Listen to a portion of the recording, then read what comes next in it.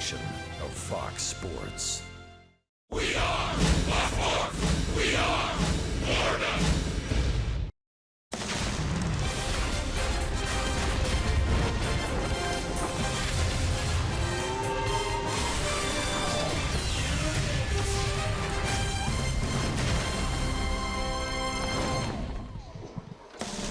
Oakland, Alameda County Coliseum, day baseball in the Bay Area. What could be better? Marlins and Athletics, it's a mini two-game series, and the Marlins won a slugfest last night, 11-9. And so it's back to work with day baseball. Hi, everybody. Rich Waltz along with Todd Hollinsworth. The Marlins, for the second time on this road trip, explode offensively and then hang on to win a ball game. Yeah, great to see the offense rolling. 19 hits last night, season high, 11 runs, everybody contributing. Yeah, quick turnaround. Hopefully those bats are awake. But again, the pitching, that's what this is going to be all about today. Included in everybody is Justin Bour. He had a miserable April. But once the calendar turned, Bour has turned it on. And right now, he shows no signs of slowing down. Well, what's been so impressive, this isn't Justin Bour hot to one side of the field. This isn't Justin Bour really raking right-handers. This is Justin Bour using all the fields, hitting for power to all fields, and hitting the lefties as well, too. So Justin Bour in that lineup tonight, though Christian Yelich is out. We'll have more on that in a bit. Let's talk about Edinson Volquez. Marlins go with Volquez in this ball game. What have you seen from him after he has come off the disabled list? Well, Edinson Volquez is throwing the ball better. I know the numbers don't tell you a whole lot of that, and you look at the fact that he hasn't won a baseball game yet, but let me say this. It's been better, has to avoid the big inning today. Oakland is thrilled that Sonny Gray had a nice start last time out. He is a big piece if the A's are going to have success this year. Well, and that's what 2017 is for Sonny Gray, reestablishing himself as an ace in the American League, and they believe that his last start is the first step in getting back to being that ace. So it's the Marlins and it's the Athletics. 2 games in less than 24 hours. Day baseball here in the Bay Area, and a fun day in store. You ready for this? We got Marlins, we got Athletics, we got baseball right around the bend.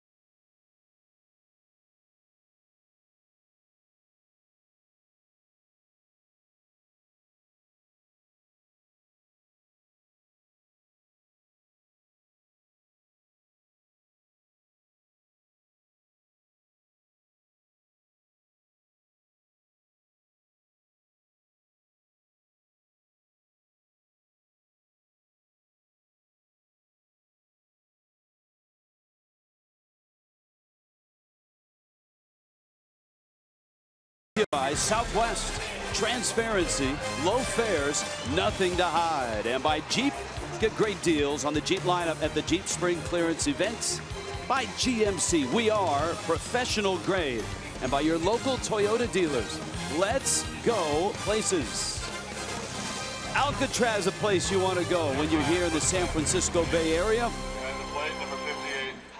And over in the East Bay, it's Marlins and Athletics. Let's check in with Jessica Blaylock. Hi, Jess. Hey, Rich. With Oakland playing in the AL West, the A's are obviously a team that the Marlins don't see very often. In fact, this is the first time that the Fish have been to Oakland since 2011. Because of that, I want to explore the ballpark a little bit today. So throughout the course of the broadcast, I'm going to be showing you some cool spots that you need to check out in case you ever get to make it to an Athletics game here in Oakland. Rich? You got it. All right, Jess, ready to go. Justin Bour trying to stay hot. Miami trying to somehow get a foothold after stopping the snowball from rolling downhill. The Fish, a much-needed win last night. They had dropped 20 of their last 25. Southwest Airlines brings you Miami's lineup. D. Gordon and Giancarlo Stanton and Marcell Ozuna. Stanton in the 2 spot again. Bour moves up into the cleanup spot with Yelich out of the lineup. JT Realmuto slides to 5th. Derek Dietrich moves up. He's in the 6th spot. Tyler Moore gets a start at left. JT Riddle is the shortstop. He's played quite well, had 2 hits last night. And Ichiro, the 43-year-old, is in right field. A 2-run single as Miami built their lead in last night's game. And Sonny Gray, the 27-year-old, gets the ball for Oakland today. You see that. This is basically, he's missed all of April. So back, this is his 5th start. He's done very well of late. Last start, 8 strikeouts, season high against the Boston Red Sox. That breaking ball really starting to come back. His 2-seam fastball certainly going to be a big pitch for him this afternoon, but again, looking to really build off that last start against the Red Sox. Start number 101 for Sonny Gray. D. Gordon in the box, and we are ready to go. First pitch, a strike. Gordon last night ignited Miami early with a bunt single and an RBI triple. Added an RBI single late. And he can't check his swing. Brian Gorman down at 3rd base. Dan Iasonia calling balls and strikes. Mike DeMiro at 1st. Trip Gibson at 2nd. The morning marine layer is burning off here in Oakland. Looks like going to be a great afternoon as Gray bounces it up there. Best weapon for Sonny Gray. Bob Melvin earlier was talking about that slider that he throws. There's your weather. 64 degrees, mostly cloudy, little bit of a breeze. Well, he's also got to set it up, and the way that he sets it up is having a little bit more velocity, and we've already seen a little more velocity with the first 2 fastballs he's thrown to D. Gordon. There's the slider, and down goes Gordon. Gray gets his first strikeout. The Athletics defensively, it's been a struggle for the A's this year. 43 errors as a team. Now, they have had those issues defensively, including last night, which triggered the Marlins' first run. Pinner gets the start in left field. Boy, he's been swinging the bat. Davis in center, Matt Joyce over in right field. Plouffe, Rosales, Lowry, and Healey gets the start at first base today. You see those A's. And a change behind the plate. Josh Phegley gets the start. It was Stephen Vogt last night. And here's Stanton in the 2 spot again, 2 nights in a row. And for Giancarlo, 3 hits yesterday, drove in a run. Gray with a fastball and a high chopper to 3rd. Plouffe. 2 quick outs for Sonny Gray in Oakland. Let's get to the scouting report of Sonny Gray. Vandy, yeah, that's where he went. Vanderbilt Commodores. He was originally drafted by the Cubs in 08, 27th round, declined, decided to go to Vandy. Favorite athlete, David Price. Vandy Commodore as well. First round to the A's. Well, you see him here. Star was born, really goes back to 2013 after only 12 starts. Made a big-time start in the postseason against the Tigers, went 8 innings, shutout baseball. A's won 1-0, and well, this is a bounce-back season for him. Last year, 2016, first time he's really struggled in his career, really looking to reestablish himself as an ace of this A's staff. I've already seen good stuff. 1 batter, 2 batters into the ballgame. Marcell Ozuna, a 1-0 pitch. And Ozuna takes outside. 1 for 5 last night. That one was a double. It drove in a run. Marlins last night piled on 19 hits, a season high, and the most hits that the Athletics have given up this year. That was the good news for Miami. The bad news was Oakland just wouldn't go away, and the Athletics ended up putting 9 runs up, popping 3 home runs, and really showing what they're all about as far as power. Don Mattingly and the Fish with a win last night, trying to take 2 in a row, and Gray comes back to even the count at 2-2. Sonny Gray doing a good job mixing his fastball right now. You've seen the 4-seamer. You've also seen the 2-seam fastball, which is his most productive fastball.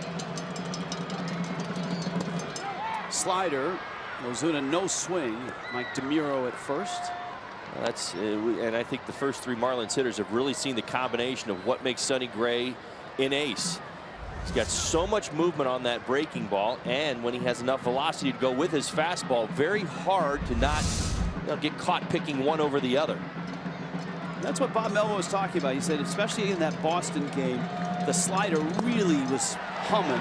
That's a 94-mile-an-hour fastball, and Ozuna swings right by it. Sonny Gray looks sharp. This ball game underway, scoreless in Oakland.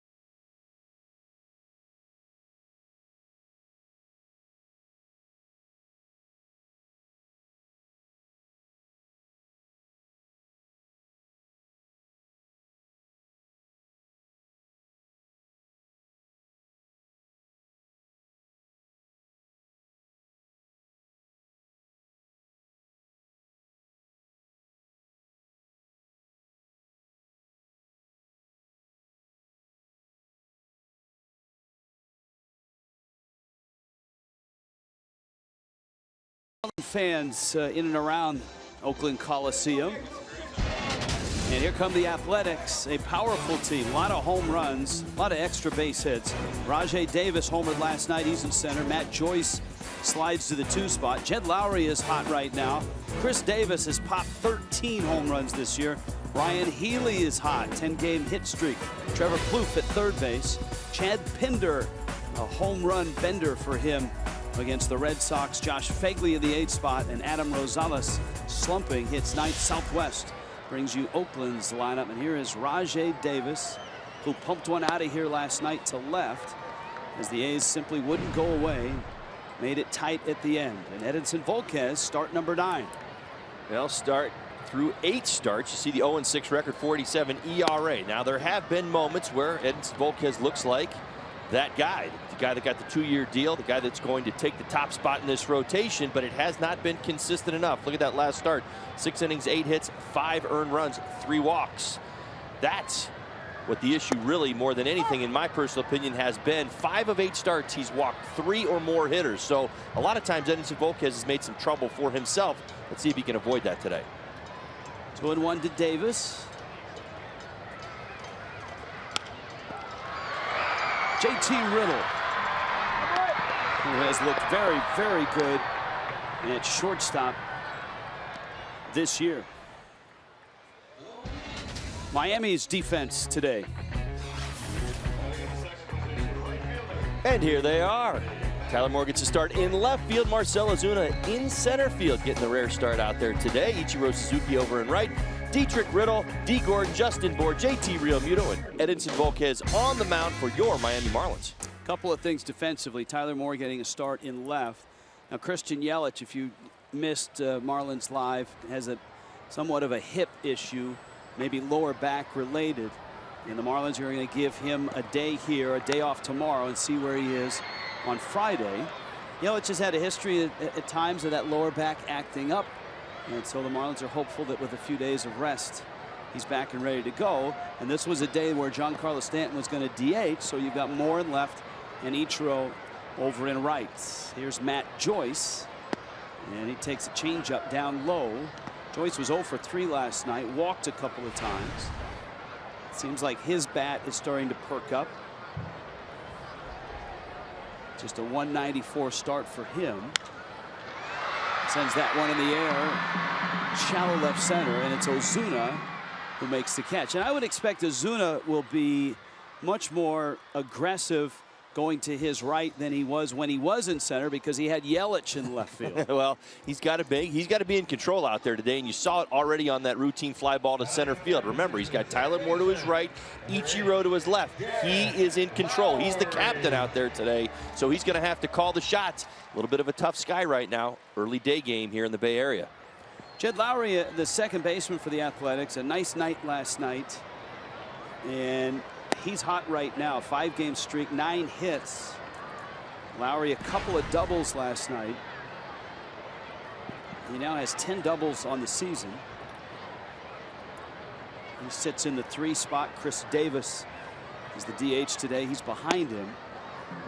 And Volquez misses up with that fastball. He's falling behind at 2-0. Lowry, switch hitter, and sometimes a switch hitter will have a helmet for each side with a flap on the right and a flap on the left. I think Lowry just figures I'll just use one helmet. Keep it simple. It's all good. Well, you don't see that too often in baseball at the major league level anymore. Listen, you're allowed to have one lefty and one righty, but he just chooses not to. Works for him. It's certainly working right now. As we talked about, 5-game hitting streak, swinging the bat particularly well.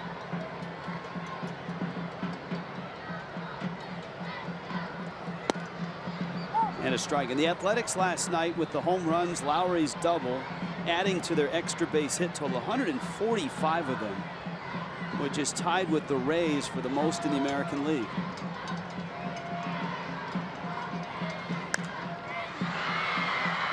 But with that, they've had a rough time scoring runs, and really because they call them dimensional offensively. They just rely so heavily on the home run, and again saw so much of that again last night that they're actually, they've scored the second fewest runs in the American League because of that.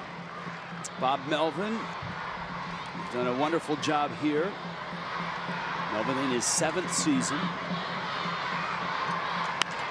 Liner in the gap, right center field. Ichiro's not going to get it, and Lowry's got extra bases again. That's 11 doubles on the season. He's had 3 doubles within 24 hours after a 2-double night last night.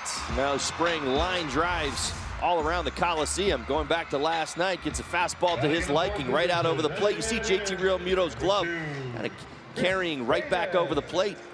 Splits the gap in right center field and picks up a 2-out double. Bring Chris Davis to the plate. Lowry's in scoring position. Davis 1 for 4 with a double himself last night, and we said it in last night's telecast. To me, he's one of the more fascinating guys in the American League. Fly ball right, hit well. Ichiro back at the wall, and it's gone. And that is why he is such a fascinating guy. Just 5'10", a huge swing. 14th home run of the season for Chris Davis. Yeah, and power to all fields. Think back to last night, double the other way. Thinking the other way right out of the gate today.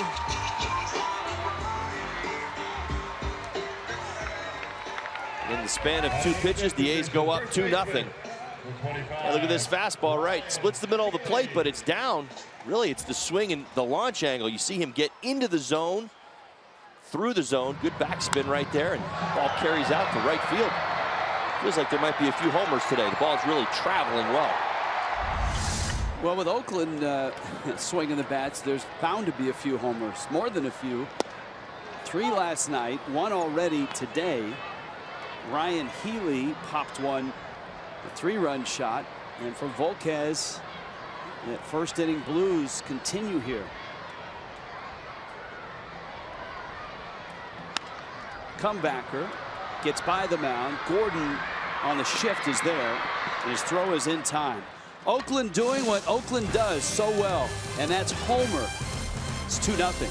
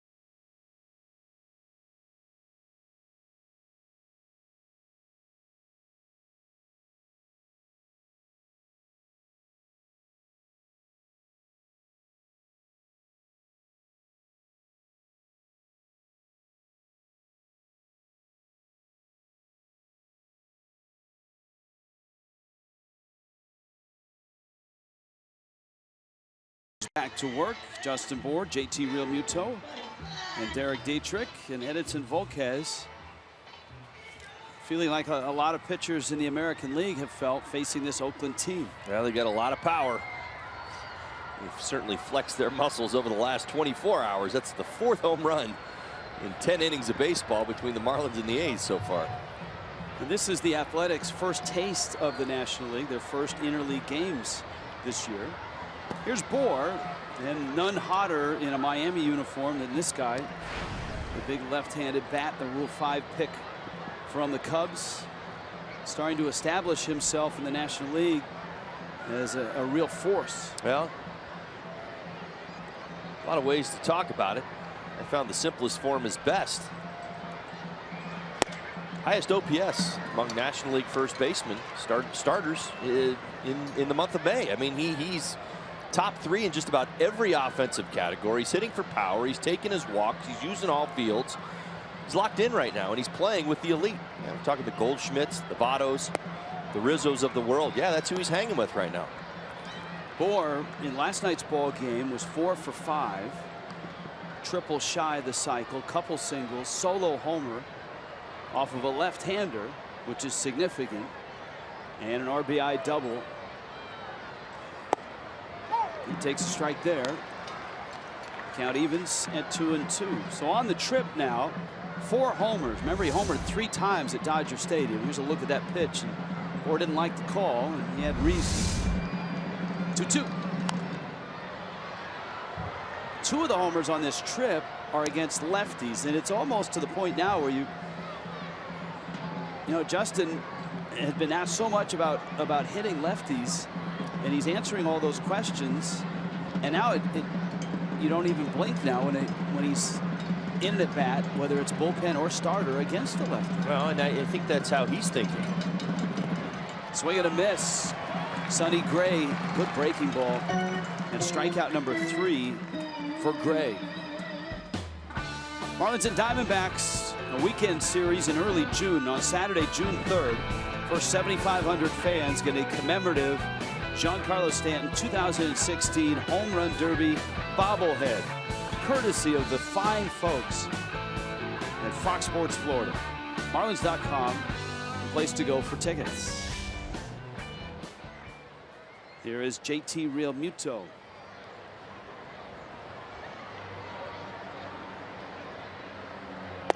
Realmuto takes a strike. JT in there. Day game after night game. He's 2 for 3. Walked twice. And had a stolen base. Well, he continues to tear it up on the road. Lines that one down the right field line. Ball kid got a late start. Like we said last night, if you're a ball kid in this, it's got a lot of ground to cover. You better have a great UZR. Right. Yes, that's good. Well said. I think Billy Beane and David Forst, when they interview these guys, they check all the zone ratings. Is that where it started? Maybe that's where UZR started, was with the ball boys here in Oakland. It's progressed from there. That's right.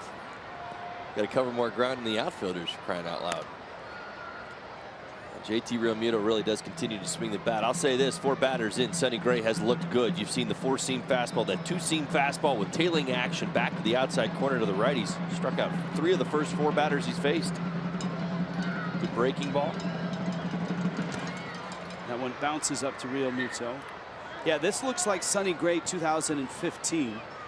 And really last year was a struggle. He had the forearm issues. He tried to pitch through it, made 22 starts. The ERA just wasn't him. A little over 5.5. He got to spring training ready to rock and roll, and then he had a lat strain, and that shortened his spring.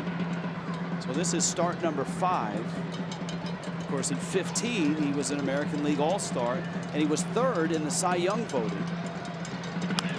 Realmuto pokes it out towards second. Lowry in time. And there's 2 outs. Well, Sonny Gray certainly been talked about as one of the best right-handers in the American League early on in his career. Yes, I think 2016 just kind of set everybody back a little bit with the struggles. Batting average against went up by nearly 70 points, 117 innings, gave up 18 home runs. So things that Sonny had not done in his career, as far as struggles were concerned, came his way last year in 2016, but really showing signs of getting back to form here in 2017. Derek Dietrich, a couple of hits last night. Turns away from a fastball. Dietrich was in the 7 spot. The Marlins last night with a lot of lefties in the lineup. A lot of that is to injuries and just circumstance. So much so that Don Mattingly, just to break them up, moved Giancarlo Stanton to the 2 spot with Dietrich, Riddle, Ichiro, and Gordon last night. Mattingly was staring at 4 lefties in a row, and it would have been 5 had he kept Yelich in the 2 spot. Yelich not in the game today, and Dietrich swings and misses. Well, Stanton responded with a 3-hit performance. Good at bats throughout the ball game, so why not stick him right back in there this afternoon? There's the skipper. Yelich probably not available today. There's a 1-2. Another slider, and Sonny Gray right now looks really good. The A's right-handers retired all 6 he's faced.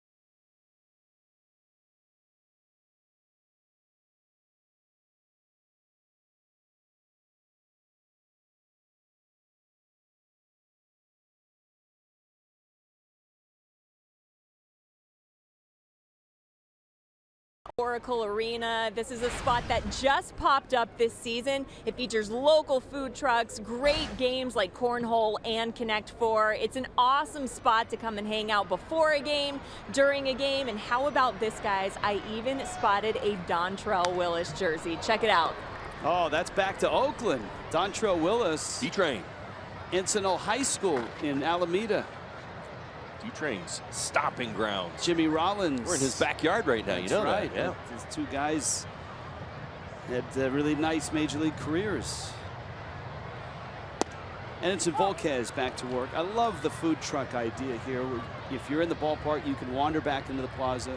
They have food trucks that park back there. It's a very cool thing.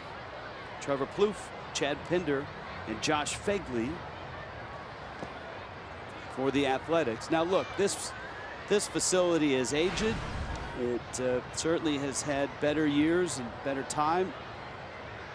The Raiders are leaving. The Athletics are looking for a new ballpark site.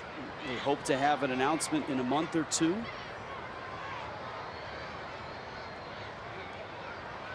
But the thing about Oakland when you come and play here is the vibe. They have terrific music in the ballpark. This is such a nice touch with the food trucks. So this is a fun place to come to a game. Looks like Connect Four, right? That is Connect Four. That's strike three called. Plouffe goes down. Volquez gets his first strikeout. Yeah, nice breaking ball right there. The drum corps is usually lively here.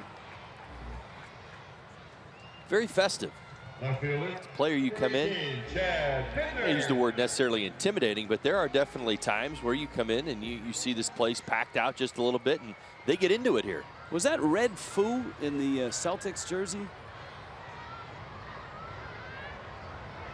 I'm not sure. I can't see. No, I don't think it is. Red Foo was a big tennis fan, actually. Is that a bow tie? It is. Yes. You see him all dressed up today for the ball game. Chad Pinder takes in. Now, Chad Pinder has been a guy that over the last week has really opened some eyes. This is a guy the Athletics are very high on, and they should be. The 25-year-old out of Virginia Tech. Had 3 home runs in the 4-game series against the Red Sox. And he shoots one by Dietrich down the line into the corner. And another extra base hit. It's what Oakland does. Pinder's 5th double of the season.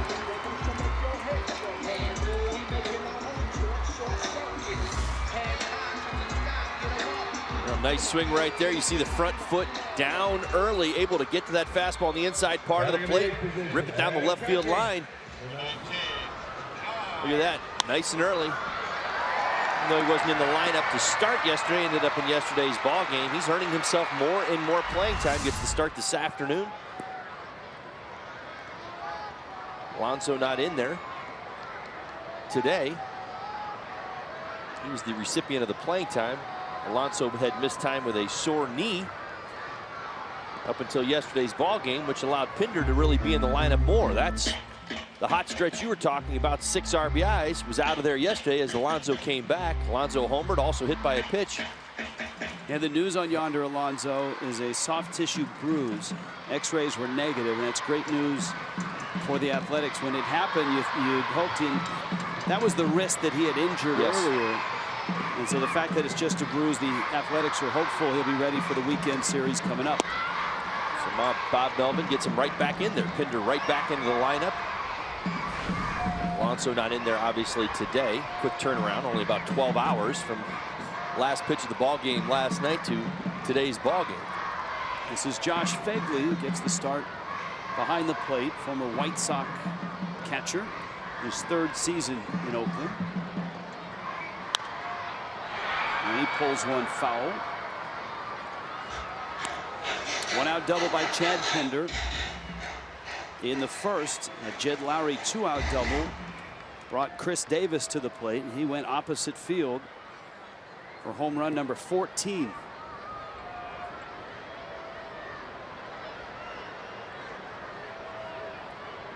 Healey out of Indiana University, all Big Ten.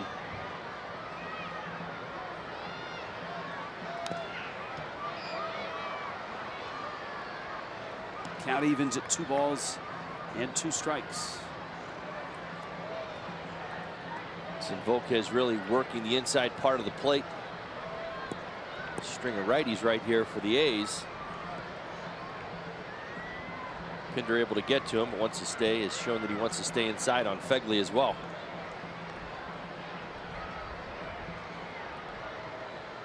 Runner goes, and a foul tip.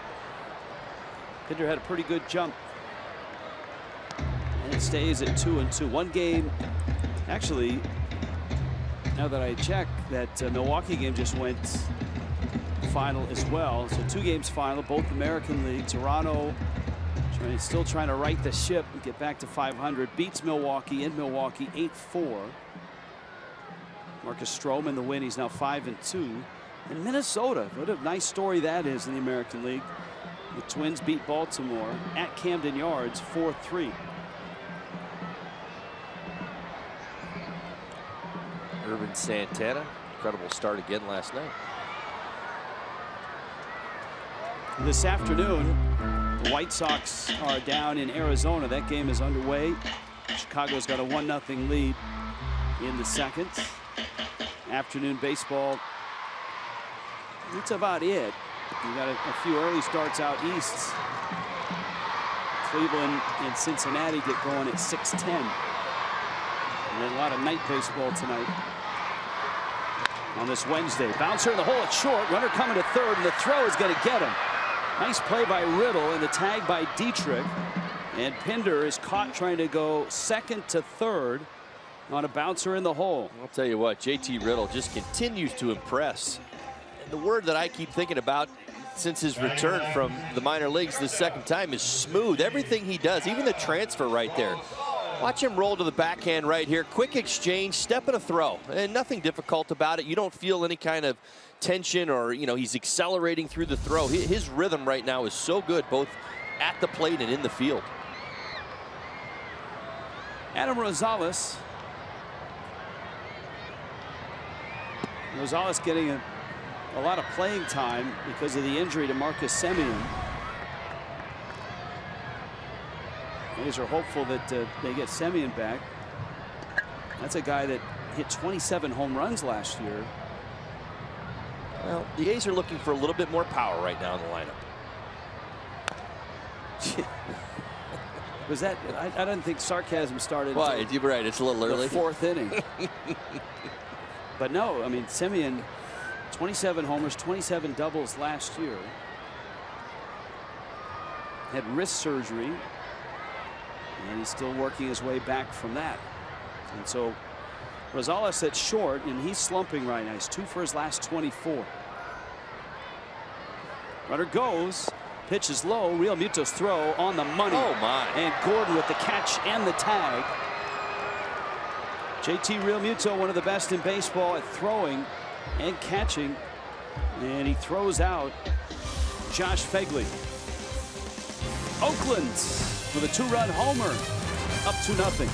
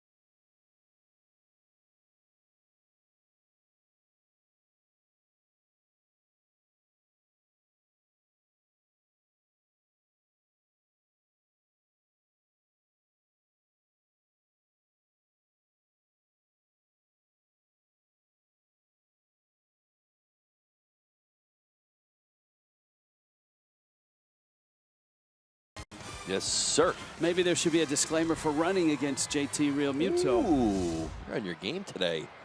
Like that. That was, look at that. That was a short hop pick. Yeah, but the timing, even from both angles, the short hop pick, the quick exchange, up, out, throws out of there. D. Gordon, how about the catch and tag at the same time? Both ends, beautiful. Tyler Moore is up. He fouls a pitch back. JT Riddle and Ichiro scheduled against what looks like vintage Sonny Gray. He's retired all 6 that he's faced. 3 strikeouts and 3 ground ball outs.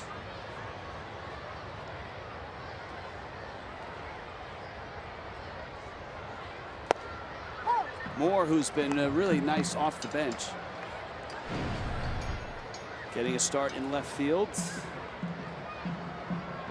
Marlins live on Friday night, a 6:30 start for Angels and Marlins. And Moore fouls it off. So Oakland, first interleague series, the first interleague game of the season last night.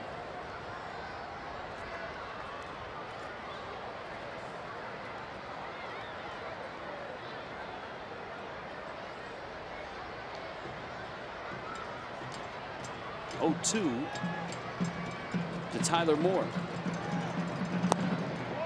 Coors brings you a cold hard fact. Especially nice on a day like today. First interleague game last night for Bob Melvin and the boys. The Dodgers are the last team to play an interleague game this season. They will be in Cleveland not until June 13th. And of course, interleague play, when the Astros moved to the American League and it went 15 and 15, interleague play a necessity from the very start of the season to the very end of this season, just to make the schedule work. Well, I was keeping tabulations, now not obviously including last night. Quick turnaround today, but the American League, according to my notes, going into last night, 17 games over 500 against the National League this year. Surprised? A little bit at 17, but not surprised that the American League has had the advantage as more strikes out. That's 4 punch outs for Sonny Gray. The American League has, and look, I feel confident in saying this, but I don't have the number in front of me. I think in the history of interleague play, the American League has always had somewhat of an advantage. And in my mind, a lot of that has to do with the makeup of the roster. And in the American League, you can hang on to big boppers and put them in the DH spot. In the National League, you need a more versatile player, a guy who can play multiple infield spots and outfield spots because of the pitching changes, double switches, and all of that. I know that that's a broad generalization, but it has always seemed to me that the American League has always had a bit of advantage in the interleague play. That's why I bring it up. I mean, it's not a small sample size any longer. I mean, we're talking nearly 100 games between the American League and the National League already this year. Let's see here, where are my notes in the numbers. Riddle pulls it foul, wide of first. I'm sorry, there we go. 46 and 29. This was obviously going into yesterday, so I didn't update those numbers, but still a pretty significant size of games to see. And when you're 17 games over, that's some ownership there. And this doesn't hold true for all clubs. Here's the 0-2 to Riddle. Obviously, when the American League goes to National League parks, they lose their DH. But when National League clubs come to American League clubs, they don't necessarily have a DH on their roster. And so they'll, like the Marlins are doing today, they'll give Stanton a day off defensively and let him DH. That's right. There are too many National League teams that are carrying around the 30 and 100 sitting on the bench. Yes. Swing and a miss. Riddle strikes out, and Sonny Gray is just rolling right now. 5 strikeouts.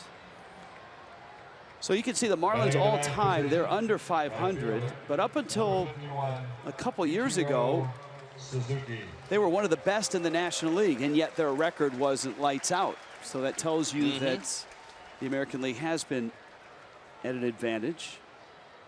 Alex Fernandez and Miguel Rojas make that list. Here's Ichiro. Be interested to see with Dietrich getting a couple starts here, if these at bats jumpstart his bat. He's been able to get extended at bats here over the last couple days. Of course, a day off tomorrow for the Marlins. Hoping that Christian Yelich is back on Friday. As Marlins open up a homestand against the Angels. Dietrich chasing, and he's behind 0-2.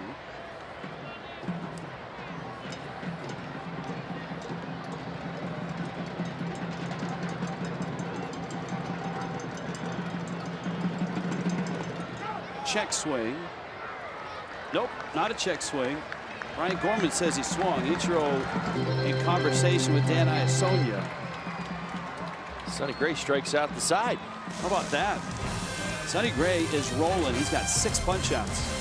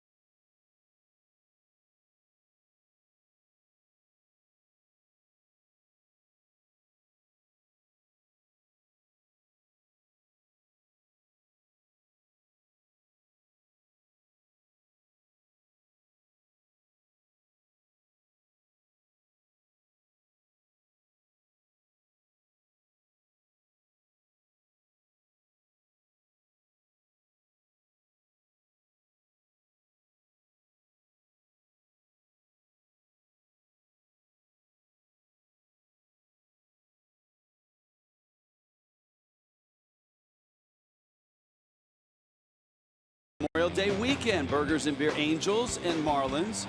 You get a game ticket, you get a burger and a craft beer for just 30 bucks.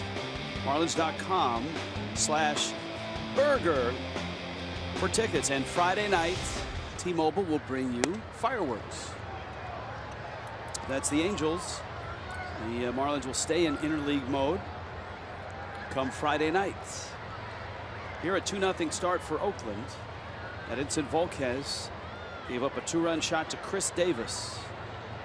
Adam Rosales resumes the position, so to speak. He was at the plate when Fegley was thrown out trying to steal. And top of the order, Rajai Davis and Matt Joyce.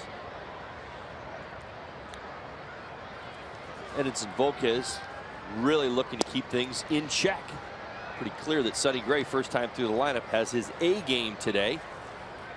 See the A's out in front 2-0 right now. Want to allow this A's team to add on to that.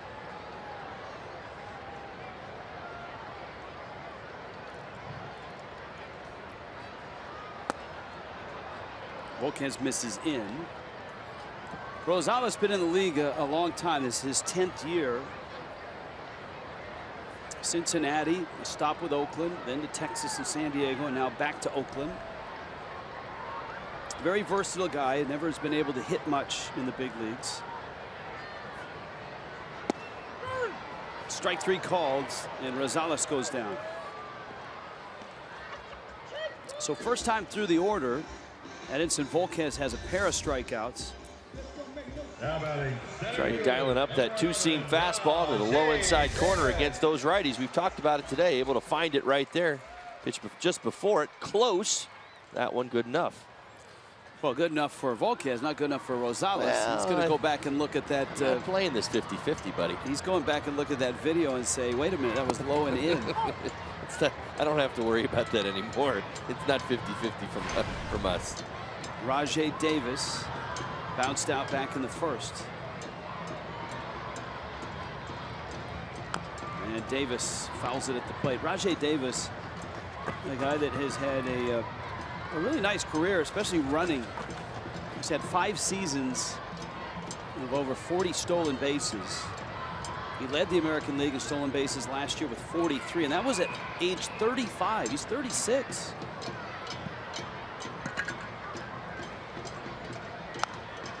He has a way to go to get up a little higher on the ladder of Oakland Athletics stolen base leaders. Of course, Ricky Henderson is at 867 as an Athletic, and this is now Ricky Henderson Field. Second on that list was a terrific shortstop on those World Championship teams, Bert Campaneris. Campy was his nickname. Bill North, Coco Crisp. Heck, the 2 guys ahead of Rajai Davis might surprise this generation. A couple sluggers, Reggie Jackson and Jose Canseco. Jackson had 144, Canseco 135 stolen bases with Oakland. Busted bat.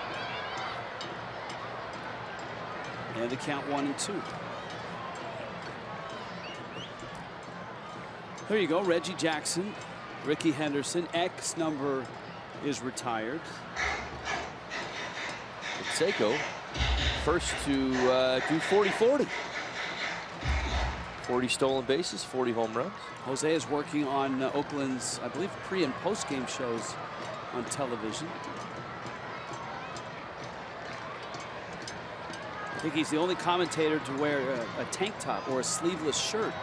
I know that was in your original contract. Yes. But your agent talked you out of it? What was up? Well, he said it's you dress much better than that, so I had to clean up my act. You want to show? So he said shirt and tie. So I want to show the guns? I said, well, can I cut my shirt? Can I cut my dress shirt? He's like, no, you gotta go long sleeve. I said, all right. Well, it gets hot down there in Miami. It's true, and in the studio apparently for Jose. That's right. 2-2 pitch is pulled wide of third. The other numbers that are retired here in Oakland, going back to that great run in the 70s, Raleigh Fingers and Jim Catfish Hunter.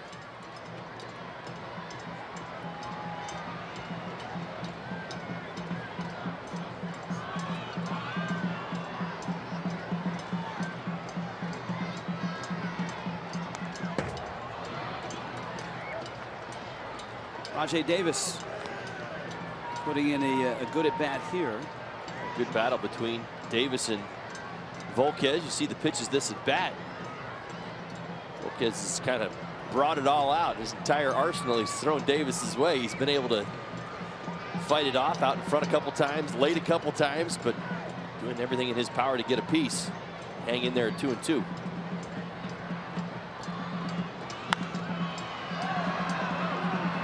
Justin Bour drifts into foul territory and makes the catch. Now we could talk about the 70s A's or the 80s A's or even the Moneyball A's, but we're going old time back to the Philadelphia Athletics. Rube Waddell, he had 6 straight years of leading Major League Baseball in strikeouts.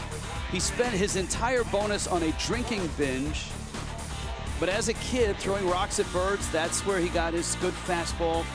Really? For conditioning, a little mining, a little drilling. And he had that big moment where he saved the city of Hickman from a flood in 1912. And I think that helped his Hall of Fame candidacy. Fortunately, died of tuberculosis. And everything on that graphic was true. There was you had more balance in your life back in the early 1900s as a ball player. The last 30 seconds of this broadcast has really confused me. I need to go. You're telling me that I would have developed greater arm strength by throwing rocks? Yeah, I mean, who needs the performance labs? They didn't have that back then. You want nutrition? You want a nutrition drink? How about whiskey? Spent his entire signing bonus on a drinking binge. Without question. Interesting. And he's in the Hall of Fame. Well.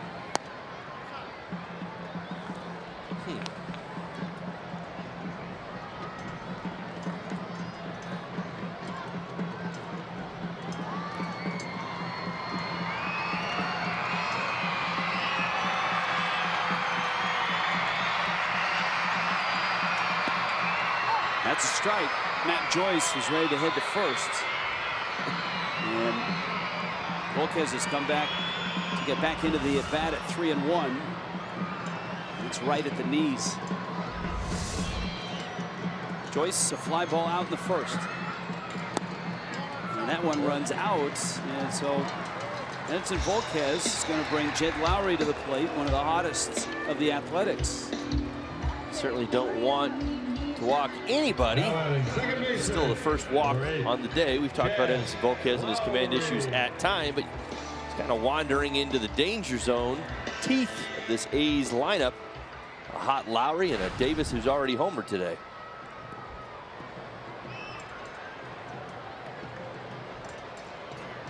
So Lowry, 3 doubles between the double in the first, which was in the gap in right center, and his 2 doubles last night.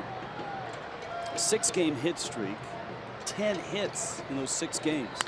He's got another hit there. He drives it into left center field. Ozuna over to get it. Holding at second base is Joyce. 2 for 2 is Lowry. And that brings Chris Davis to the plate. Also brings up our Toyota inside look. Home runs by teammate trios. Scroll down and you get the Athletics and the Marlins. Davis hit his 14th in the first inning. Yonder Alonso's got 13. That's a career high. And Ryan Healey with 8. Marlins on that list as well. I don't think that this surprises too many people. Maybe the Cincinnati Reds a little bit, other than their ballpark. Just some of the younger names. Schebler now on that list. Davis, a healthy cut, and this one he pops difficult Sunfield, and it's Riddle who makes the catch. He didn't have much help at all from his outfielders. They were spectators, and Riddle makes the play. Oakland strands 2, but leads it 2-0.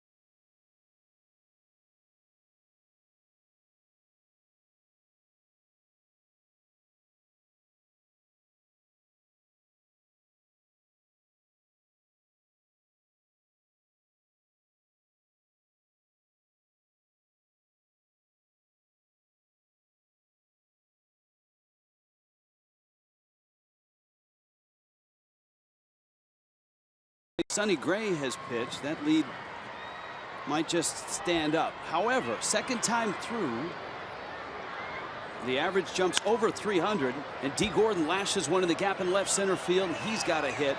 Miami's first hit and first base runner, and the second time through was a A very timely statistic. Fantastic timing on the board.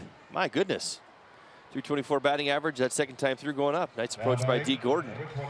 Well, the first time, first 3 innings for Sonny Gray. 6 of 9 first pitch strikes, 1 3-ball count. Went full to Ozuna, first inning.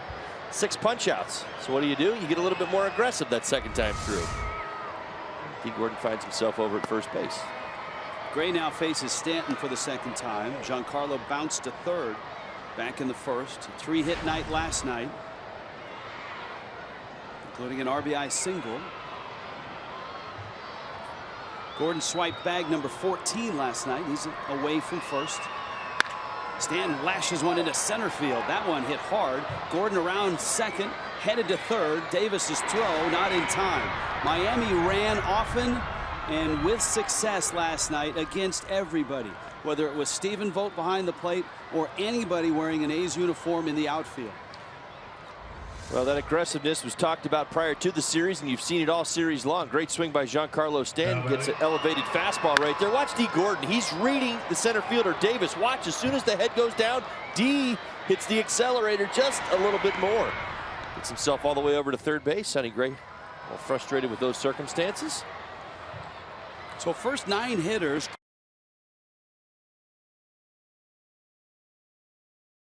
Open the fourth. And here's Ozuna.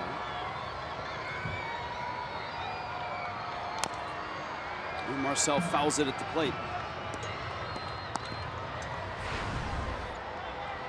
Ozuna, strikeout victim. Justin Bour on deck. Well, we'll see how Sonny Gray deals with trouble. Did not deal with trouble at all in the first 3 innings. Working out of the stretch. And his breaking ball is going to be a factor in these sequences. Breaking ball misses. It's a ball and a strike. Ozuna, runner at third, less than 2 outs. It always amazes me that the major league average is at 50%. It's hovered between 48 and 50% for a major league hitter getting a run in from third base. Less than 2 outs. Tells you how hard it is to hit at the major league level. I think circumstantially speaking, even merely contact or the right type of contact will produce a run, give you better numbers. It still explains how hard it is, how good these pitchers are. See the Marlins box score right there. They're just now starting to hit. That first time through, 0 for 1s for everybody.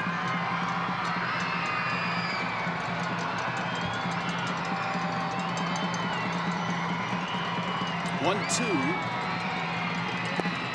and Healey had to get out and smother that one. Vogt had a tough time blocking balls last night. Healey, a much better defensive catcher, much better throwing arm as well. Vogt, a better offensive player, at least in his past. And you've got Ozuna with a 2-2 count, trying to put the ball in play. Oakland's infields will give up a run for a shot at a double play. And Ozuna swings and misses. Ball gets loose. Gordon coming home. The throw gets by the pitcher, Gray. Stanton on his way to third. And he'll hold there.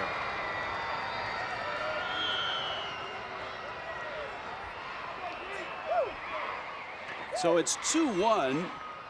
The Marlins right now are going to come out and ask the umpire if it's one and another base for Stanton, but it depends on where he was when this throw was made. He wasn't at second base yet, so I think he gets the bag he was going to at second, and the +1 is third base.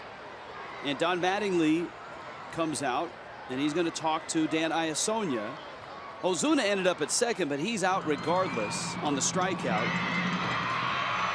Because you had the runner at first base right there. Yeah, you see it right there. Healey does everything in his power to keep it in front. Ball gets away. Sonny Gray covers home. That throw gets away. We've talked about the foul territory here at the Coliseum. Factors into this call right here. You know, Mattingly with a quick discussion with Iasonia. That breaks up. And the Marlins have the tying run at third base with 1 out for a Justin Bour at bat. Oakland's infield is going to do 2 things. They're going to shift for Bour, And they're going to come in for Bohr. That'll be a wild pitch. Justin Bohr. And an E2, yeah. For Stanton to get to third base. Infield's in. Bohr's ready. And he chops the first pitch foul, first base side. Sonny Gray struck him out back in the second. 7 strikeouts already.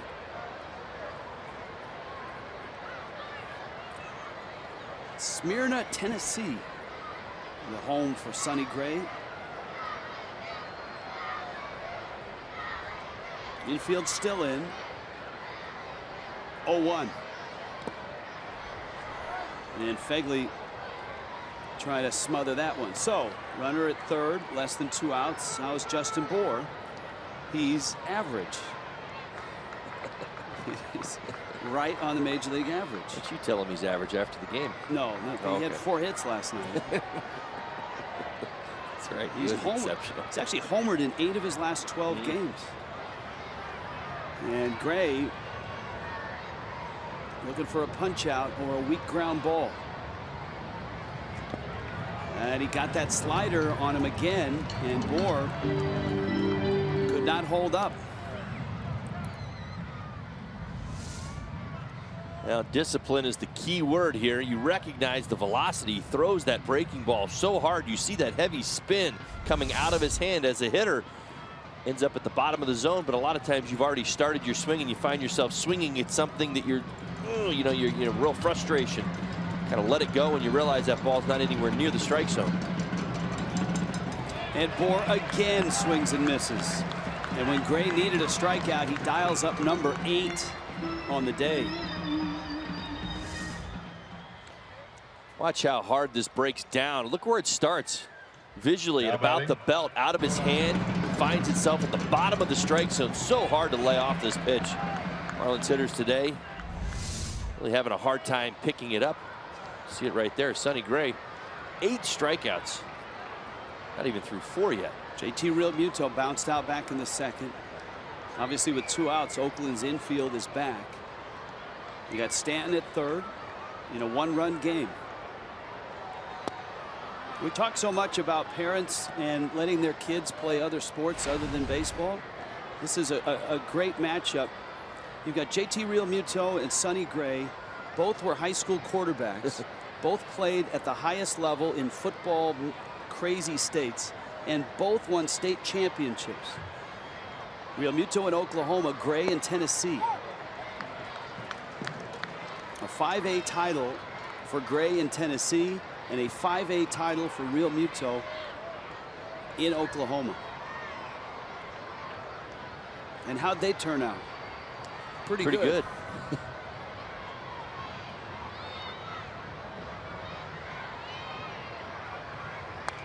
I don't know the reports on Gray in terms of the scout that saw him and signed him, but the Marlins scout on Realmuto, a lot of it had to do with the leadership that he showed as a quarterback, because he was a high school shortstop, played a little bit of catcher. I mean, a little bit. The Marlins drafted him as a catcher, and it was his football experience, I think, that really sold him. And he takes on another wicked slider, and it's 2-2. Yeah, look at both the roles these two have taken on in their early parts of their careers. JT Realmuto developing into, already is, certainly in our opinion, best catchers in the National League. His name is really starting to pop up on everybody's radar. Sonny Gray, we talked about the best right-handers in the American League. Yes, definitely had a bad year last year and dealt with some injuries, but I think today and what we've seen through 4 innings really shows that he's back. 2-2. Good take by Realmuto.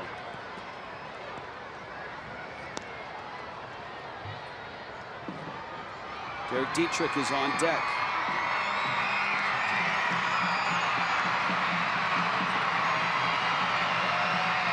A run across. Sonny Gray is human after all, after zipping right through Miami's order. The first through the third. Realmuto takes strike 3 called, slams the bat, turns and barks at Dan Iasonia, who barks something back and Real Muto. Those two will have the next half inning to discuss. And that pitch is out, just out and down. And it's close. Sonny Gray is dealing 9 strikeouts.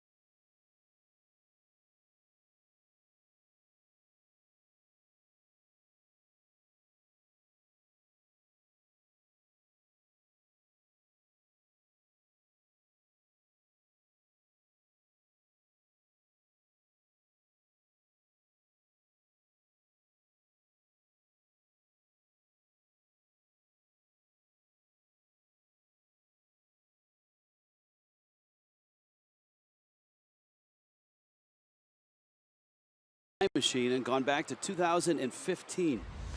Well, they really believed that he had signs in his last start against Boston. Look at that. Yeah, it's on the outside corner, but I'm talking about that run back to the corner. Looked a little bit down and out of the zone, but that's the first strikeout he's picked up on his two-seam fastball. Everything else has been on the slider / curveball. Great breaking action on it today. We'll dial up the low corner right there against JT Realmuto. Here's Ryan Healey, Trevor Plouffe, and Chad Pinder for Oakland. And it's in Volquez in the 4th in a 2-1 game. And a fastball to Healey for a strike. Healey is another one of the young athletic pieces that they will try to in the next few years build around and hopefully build momentum towards a new ballpark. Healey, a bopper out of the University of Oregon. The organizational hitter of the year last year. And he has 8 home runs already this year. He's sitting on a 10-game hit streak. There's your A's box score. That Chris Davis homer, a 2-run shot. That power was on display yesterday. Line shot over the 400-foot sign in center field. That's a fair ball by Dietrich into the corner. Moore there to get it. And Oakland has their 4th extra base hit already for a team that leads the American League in that category. Did a lot of this yesterday. Doubles and homers coming up with their 9 runs so far today. 2 runs on the board, but doubles and homers continue. Now batting third baseman. Nice swing right there. Healey keeping his hands inside the baseball, close to the body right there, able to get it past Dietrich down the line. And start the 4th inning off with a double. Volquez at 59 pitches. Trevor Plouffe. Bouncer third, Dietrich to his left, cuts it off and throws him out. Healey holds second. Miami headed home after this. Don Mattingly and the Fish get ready for the Angels. Craig Minervini, Jeff Nelson hosts. South Florida Honda dealers present Craig and Jeff. Well, hopefully it's off a Marlins win today. If they did, it'd be 2. 2 is a streak. Their first streak in nearly a month. No kidding. I mean, for the Marlins, that's the weight of the struggle. having dropped 20 of 25, winning last night. You're right. Just to win a series, even if it's a mini 2-game series, would feel like a breakthrough. Oakland, on the other hand, looking to get back to 4 under. They've continued to play good baseball here at the Coliseum. That's one thing that has stood out. They've had their struggles on the road, but at home, very good. 14-10 this year. Played some of their best baseball here. In fact, they've won their last 5 series at home. Took 3 of 4 from the Red Sox this weekend. Just like Miami had an off day on Monday. Oakland is headed this weekend to New York to take on the Yankees. And then we'll be in Cleveland after that. The Nationals are back here the next homestand.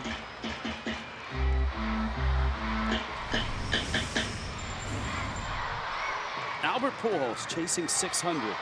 Mike Trout and the Angels. Friday night, Marlins Park.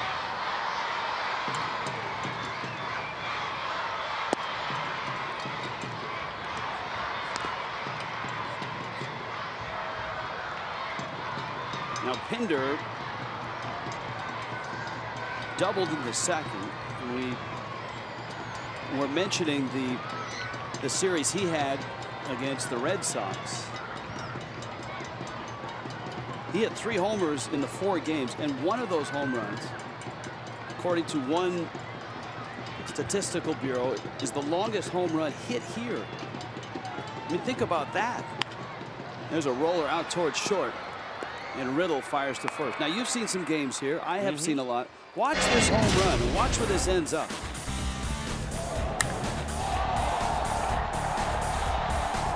Keep going. There you go, up there. Yeah. That is a long, long way.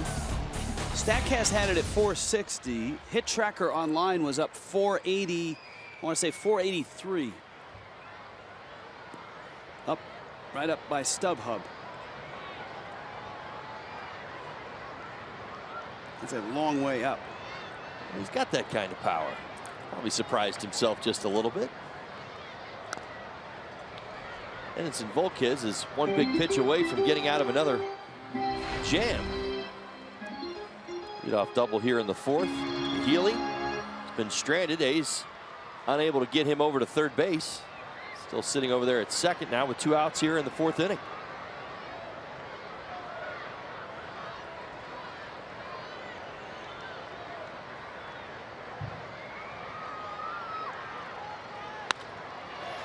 Dietrich lost it, got it, fires it low, and Bohr saves the day. What a wild ride that was for Derek Dietrich, with help certainly from Justin Bohr. Like a hockey goalie, knock it down, make a play.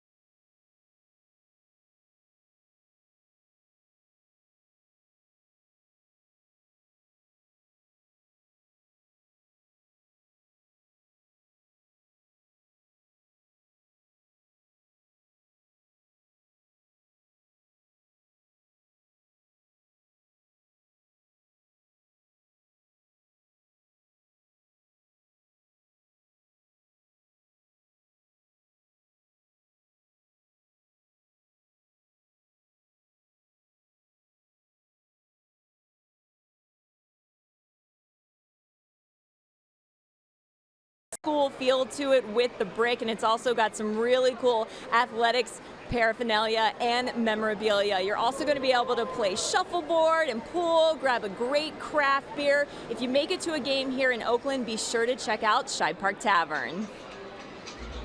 Very nice. 2-1, Athletics on top of the Marlins. It's the 5th in Oakland, where the sun is shining now after a foggy morning, so to speak. Temperatures warming. Derek Dietrich climbs in. Jessica Blaylock going in and around the Oakland Coliseum. A lot of history here, certainly, with the Raiders and all the great teams they've had, but they are headed out of town. Look at the line from Sonny Gray. 9 strikeouts. No walks. 8 of the 9 strikeouts have been swinging. It tells you how good his breaking ball has been. Yet to be a fly out. In fact, all the other 3 outs, ground outs. Tough to get a ball in the air, especially that slider, which has been a absolute dive bomber. Busted bat in on the hands of Dietrich. Gray is already at the bag, and Dietrich is out number 1. Tyler Moore, JT Riddle coming up as well. Let's watch this swing. He slipped and limped after slipping.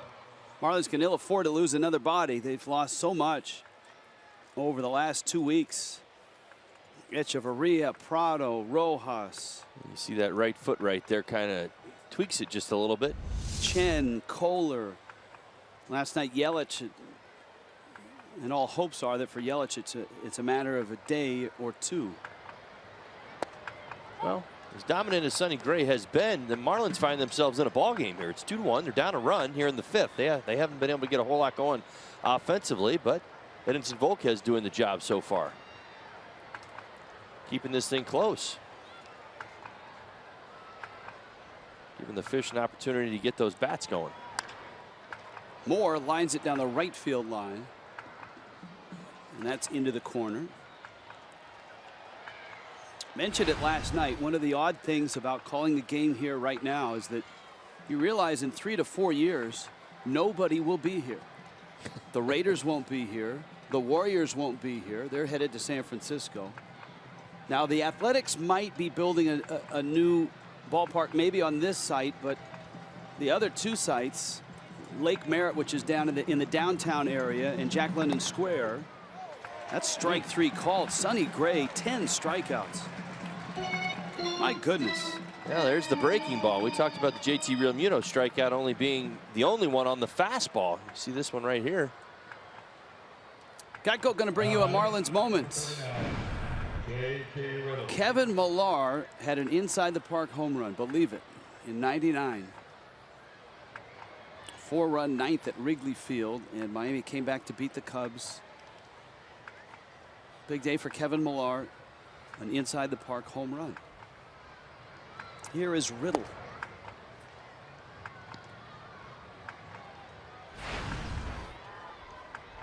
He had that kind of speed. Just outran the baseball. Like the wind. Yeah, the basketball facility, the Oakland Arena, is right behind the Coliseum. That's been a great home for the Warriors, one of the great home courts in the NBA. But a new arena being built across the bay in San Francisco.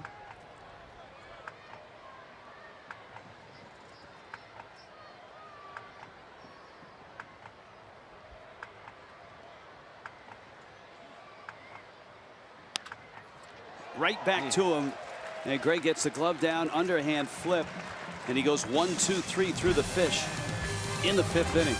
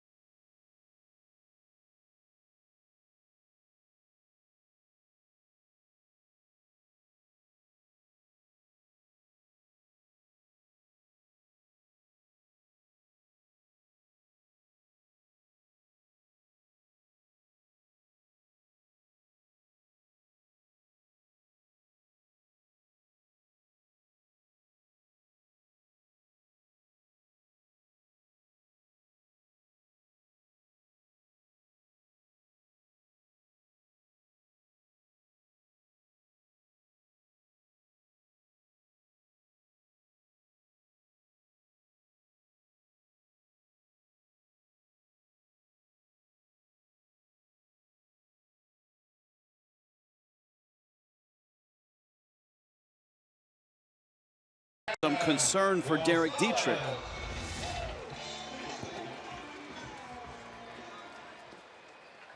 You see it right there. Derek talking about an inner thigh groin area.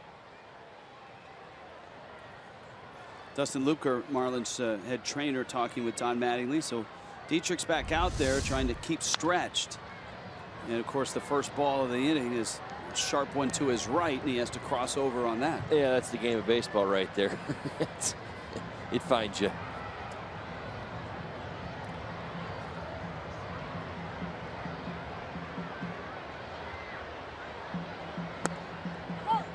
Good breaking ball right there by Edinson Volquez.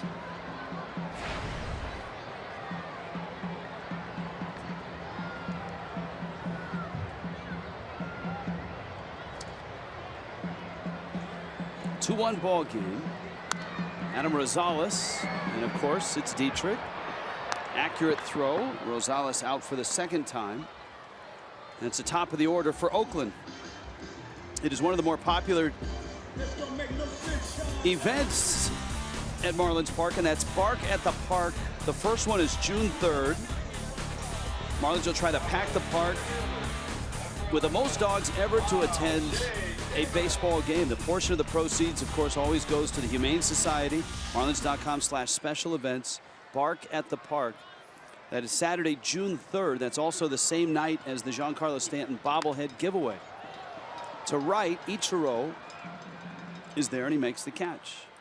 You've not experienced a Bark at the Park at Marlins Park, Todd Hollinsworth. So nope. you're in for a real treat, because the fans in Miami and in that South Florida area have really embraced that event. Not just bringing dogs, but bringing members of their family and dressing them up. I mean, the helmets. Well, aren't the dogs members of the family? That's what I'm saying. Oh, I see. And a lot of them have little baseball uniforms on.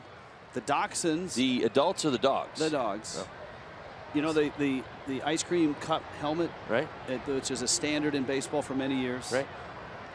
Who knew that it makes a perfect helmet for a Dachshund?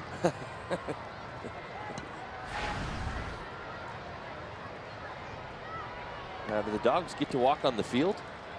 No, we have a special section for them at Marlins Park. Jessica Blaylock, Craig Minervini usually interviews his own dog, Chumley, which is not nearly as entertaining as when Jessica Blaylock interviews Lemon, who, and you missed it 2 years ago, literally went after Craig, and not in a good way, both vocally and with the... Lemon's not the first, is it? Probably not, come to think of it. Matt Joyce at the plate, counts 2-0. Dietrich still fidgeting out there with what looks like a sore groin. And Volquez misses down to Joyce, who's 0 for 1 with a walk. Oakland's runs, they both came in the first. Chris Davis popping his 14th to right center field. And it's Volquez really settling in here in the bottom of the 5th inning. Behind 3-0. Been able to retire, excuse me, the last 5 batters he's faced until now. Joyce will pick up the walk right there. And that brings Jed Lowry to the plate.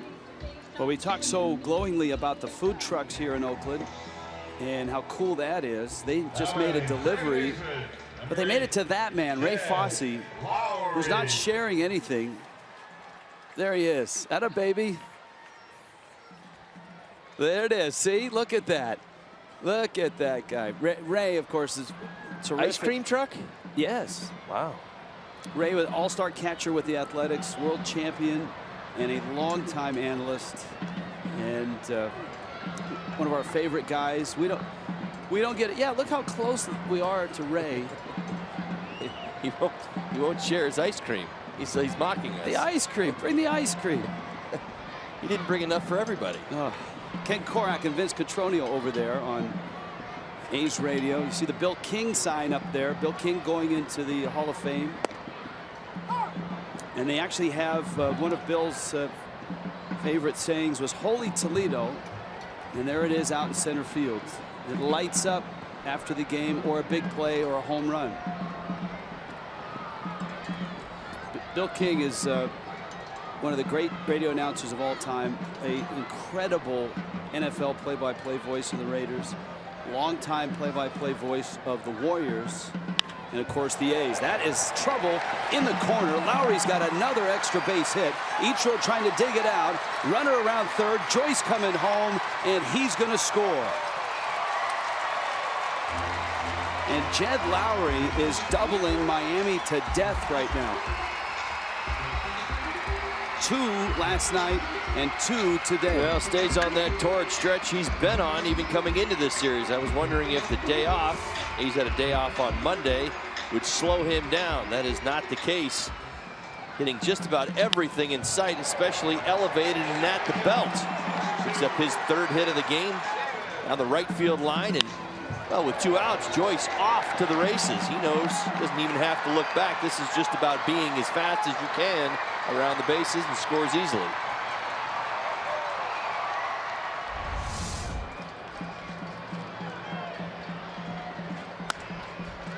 Grounded at first off the bat of Chris Davis. Bohr has it, steps on the bag, but Jed Lowry gets the Marlins again. We will check in with a Fox Sports studio after this break. 3-1 Athletics.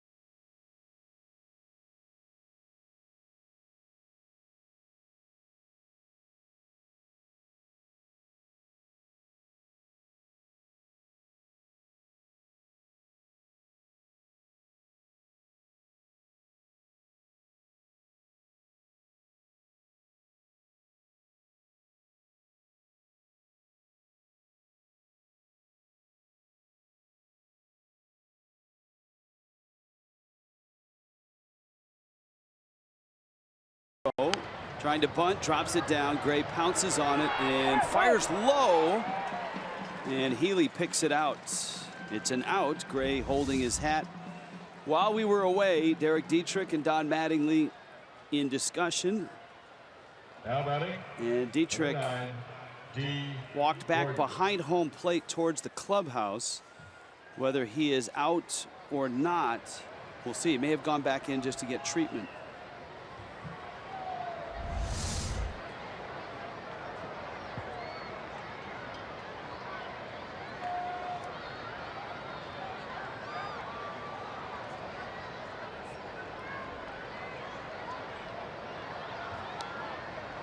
Here's D. And D takes in. Gordon in this ball game is singled and struck out.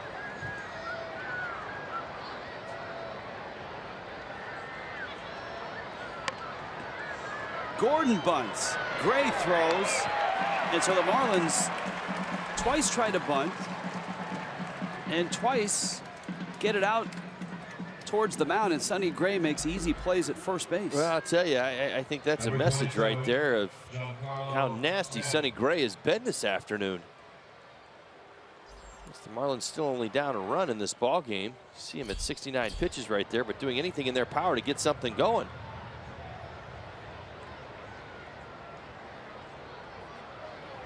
Five and 2/3 innings for Sonny Gray today. Still not a fly ball out. All ground ball outs or strikeouts. 10 strikeouts without a walk.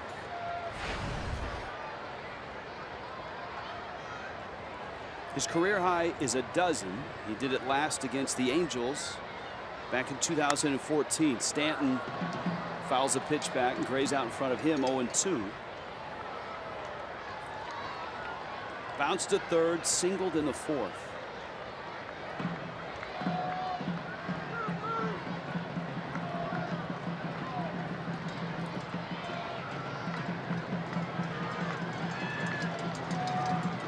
And he swings and misses at a slider. 11 strikeouts. One shy of a career high for Sonny Gray. Oakland, a 3-1 lead.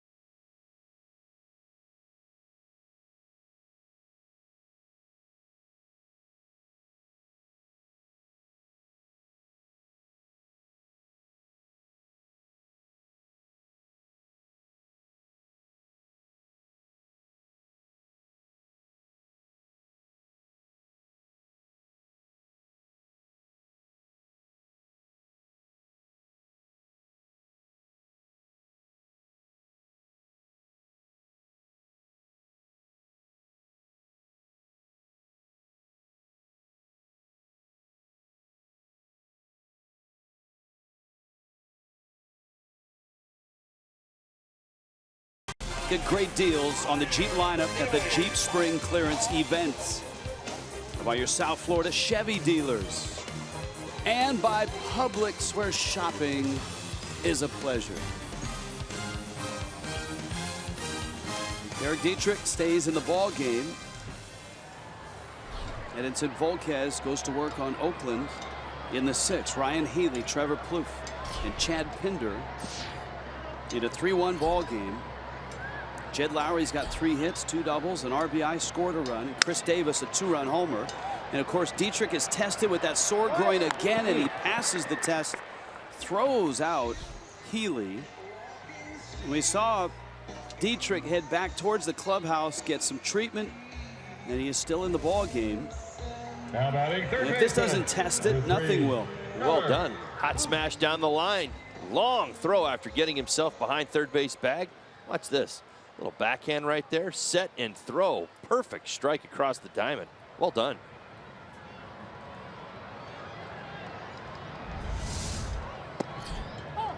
Here's Plouffe now. Well, Sonny Gray has racked up 11 strikeouts. Edinson Volquez has 2 and has walked 2. Pitch number 81 for Volquez. That walk, the 5th inning, led to a run. That's been an issue not only with Edinson Volquez, but with this Marlins staff at times. So many walks, free passes, hit by pitches turning into runs. Plouffe lines one into center field, a solid hit. And Oakland has a 1-out single. And that'll bring up Chad Pinder. The challenge for Oakland in the big picture is get better than they were last year and develop the younger players, develop the Pinders.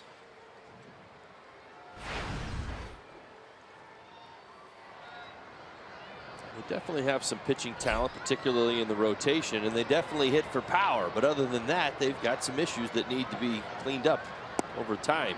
Defensively, statistically, defensively, worst team in baseball.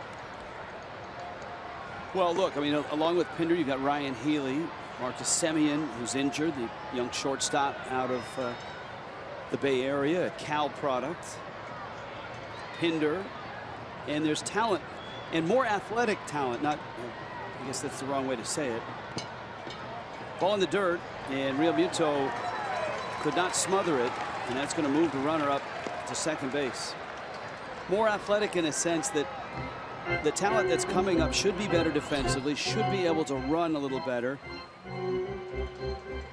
And we'll add that dimension to a team that, as we've pointed out, hits a lot of home runs. Pinder with 5.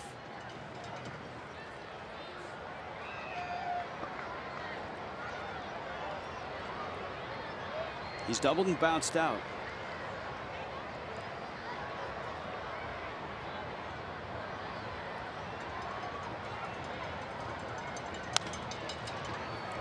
Dietrich again. And he gets the out. It's like every ball is going to Dietrich now, just after he tweaked that groin. Pride at the Park is Friday the 26th. You can enjoy a ticket and drink special, a DJ, live entertainment, and more. Just purchase a special event ticket and receive a Pride at the Park hat. A portion of the proceeds will support local LGBTQ organizations. Get tickets at marlins.com/special events.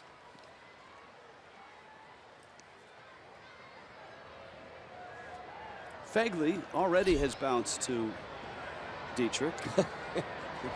Starting to think who hasn't bounced to Dietz over there at third base, especially over the last couple of innings. That's what Edinson Volquez has been doing so well. Yeah, he did give up a run last inning, but all in all, getting a lot more ground outs, getting that contact down in the zone, which in turn makes for a lot of action on the left side of the diamond. Yeah, 5 of the last 8 outs right have come Dietrich's way. Miami's bullpen active. Brad Ziegler up.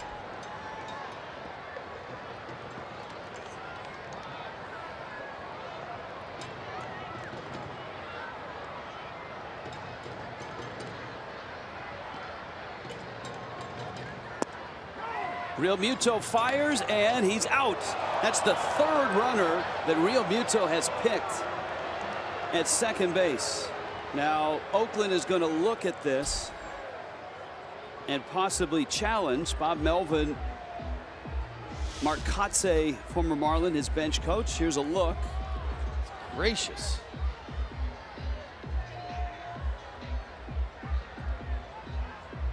The A's are not going to challenge.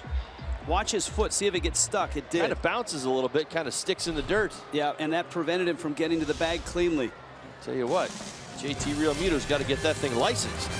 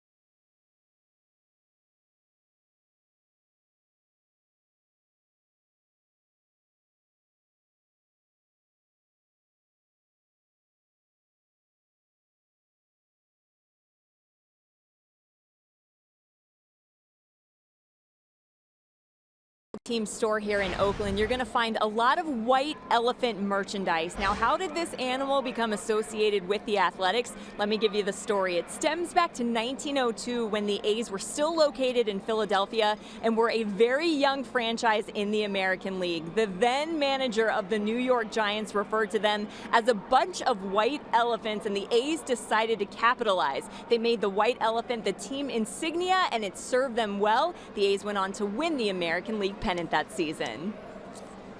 Thank you, Jessica. We had a few questions on email and Twitter Tuesday last night on that. Mark Canna is in left. There's the elephant. And here's the elephant. Marcell Ozuna. Well, you'd be happy too if you won all those world championships. Sure. Ozuna takes out. The twist to that is that when Charlie Finley brought the team from Kansas City here, it wasn't an elephant that he brought out. He brought out a mule, and he called it Charlie O. Ozuna lines one in the gap, right center field. It's going to shoot all the way to the wall. Marcell can run a bit, and he's on his way to second. He'll hold there with a double. And Miami opens the seventh with a double. Yeah, Charlie O, the mule, used to come out and parade around the field in the early 70s. Of course, that was an Oakland team that had a lot of colorful, not only uniforms, but colorful players. Yeah. They fought amongst themselves. Marcus, our camera guy, has got one of the Charlie O. Finley mule. Brought him from Kansas City to Oakland. Good work. See, when you have your camera folk, who are terrific here in Oakland, our technical crew last couple days here is outstanding. When you have them contributing to your storyline, that is teamwork. He wore that shirt because he knew you'd tell that story. Maybe. That's why I brought donuts. You sweetened everybody up. You think Craig brought donuts today? Absolutely not. Yeah.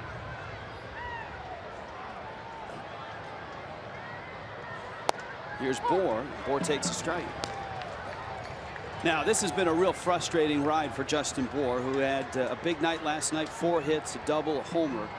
But Sonny Gray, and especially Sonny Gray's slider, have not agreed with Bohr at all today. Well, Justin Bohr is not alone. I think this is more about Sonny Gray than just Justin Bohr. But you're right. He has had his way just about everybody in this Marlins lineup, one time or another.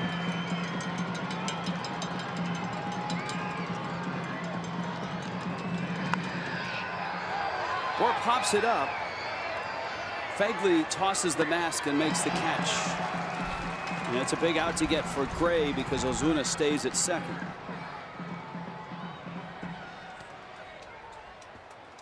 Derek Dietrich, only Marlins hitter not to strike out today against Sonny Gray. Sonny has had his way with just about everybody at least one time.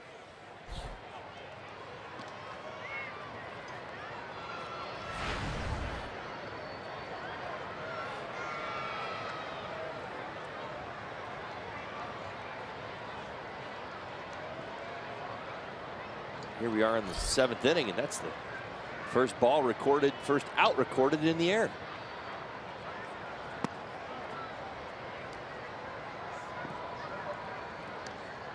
Real Muto is bounced out and struck out.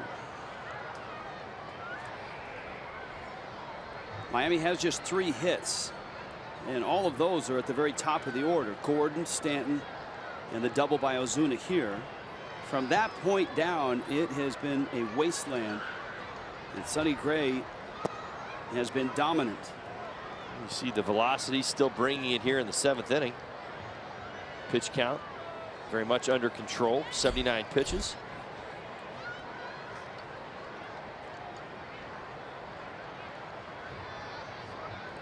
See it right there, high in the 1st inning of 95, 94 this inning so far.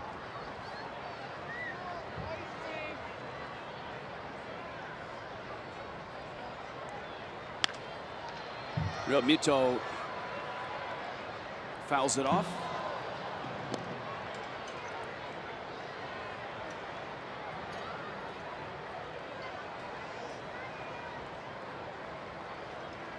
Just reading a Sonny during the break, Sonny Gray football scouting report coming out of high school. Dual threat guy, average size, deceptive arm strength, will flash the ability to make tough throws if given time. In other words, don't bunt on him. Yes. Don't blitz him because once he gets out of the pocket, he's tough. Right. Real Muto, on the other hand, ran a spread option attack. And as the story goes, in the state championship game, late they were down, and Real Muto led a touchdown drive to win the championship and ran it in off tackle. And a lot of that last drive was just Real Muto himself. Ball in the dirt, Real Muto walks. JT ends up at first. Hey, big story. It's a birthday today. And guess whose birthday it is? I see. Happy birthday. This was the play that entertained many. And of course, the at-bats are must-watch TV. Well, is this all this little, you know, this got a double meaning, right? Big story. Yes.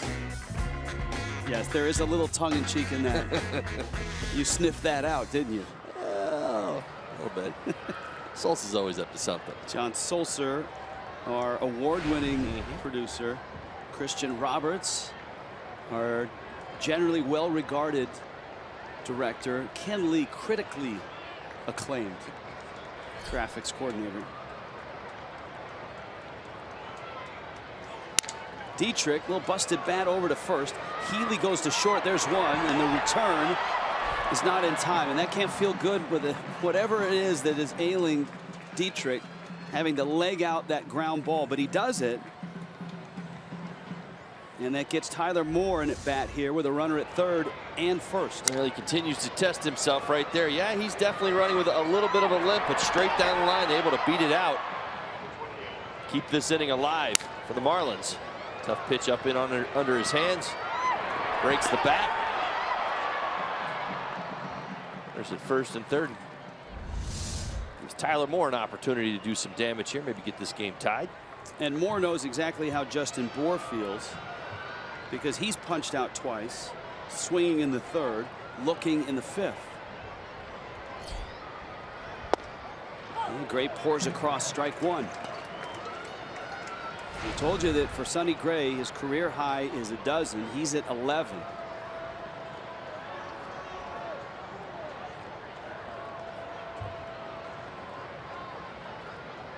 Well, that feeds right into Marlins 0 for 5 with runners in scoring position today. You see those strikeouts. A whole lot of traffic on the bases for the Marlins. Now, you know, you have to remember a lot of the sliders that Gray throws end up in front of Josh Fagley, and the Marlins did score a run on a wild pitch back in the fourth. It's their only run of the ball game. Ozuna's at third, Dietrich's at first.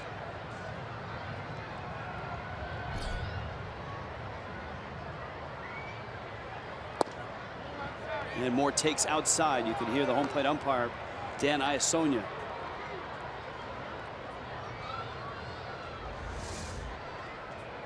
Good take right there. A little tailing action back to the outside corner, but not enough to get it in the zone.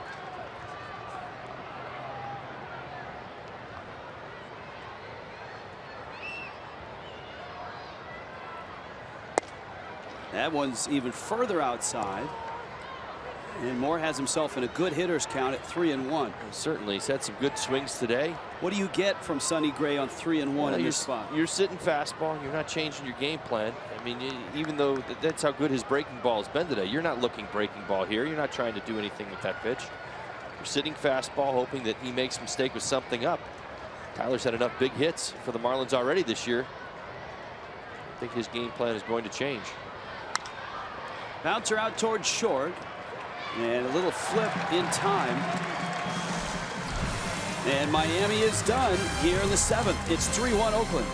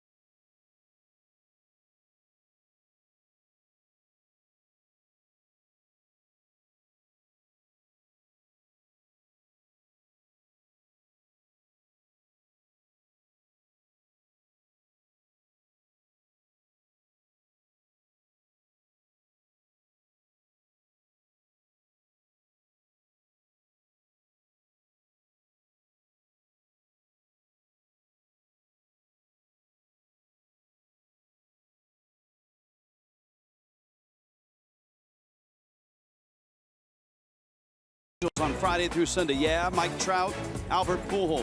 Phillies Monday through Wednesday. And then the Diamondbacks, the surprising Diamondbacks, finish off a 3-team homestand. There's your Friday starters. Jesse Chavez for the Angels. Dan Straley goes for Miami. Before we get to Friday, though, Wednesday is not done yet. In Oakland, you're watching a Wednesday showdown presented by GMC. The Oakland Coliseum, nice weekday crowd, 3-1, Oakland on top. And it's been an awful lot of Sonny Gray for the Fish. 11 strikeouts. Gray is one shy of his career high in a 3-1 ball game. Rich Waltz along with Todd Hollinsworth. Well, we knew Sonny Gray, his last time out against Boston, was really, really good. But this Sonny Gray looks like 2015 all over again. Yeah, it really does. He's mixing his pitches, particularly his breaking ball, with his fastball so well. He's not, just in fastball mode setting up the breaking ball. He's working it back and forth, meaning he's throwing the good one for a strike and then that wipeout one as well. Marlins really having a hard time picking pitches, even the 3 hits that they have early in the count fastballs. So, boy, Sonny Gray really on his game, and you see him racking up those strikeouts. And Bob Melvin working on the scorecard.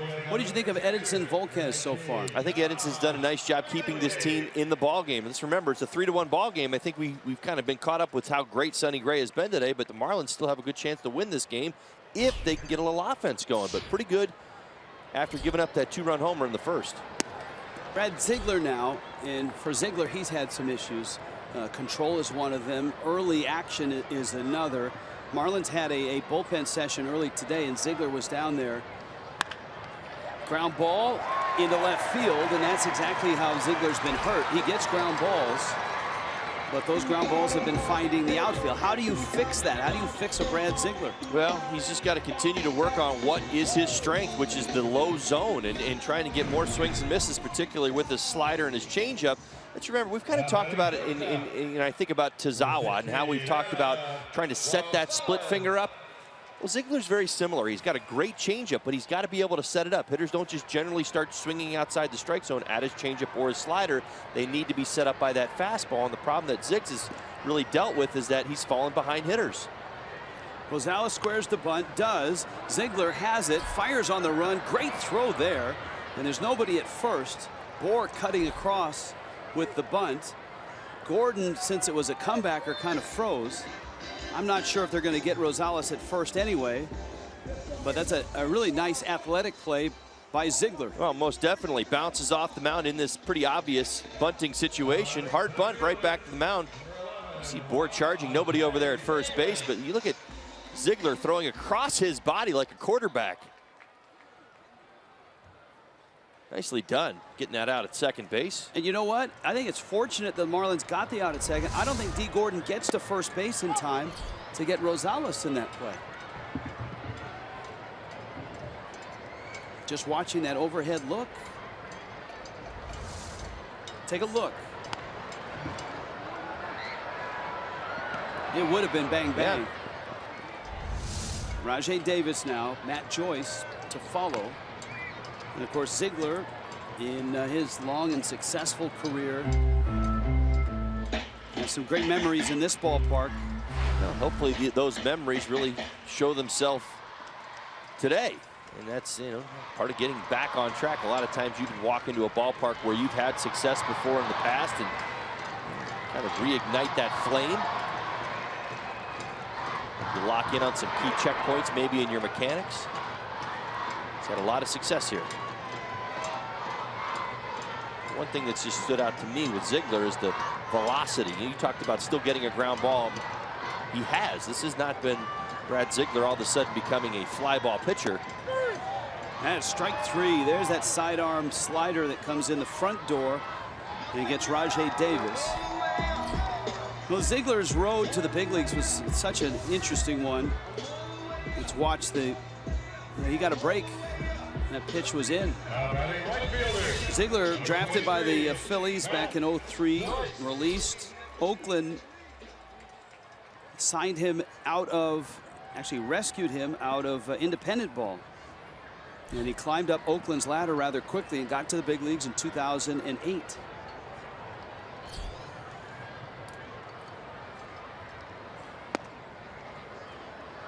That's the good changeup you're looking for out of his hand, the one that fools, particularly the left-handed hitters right there.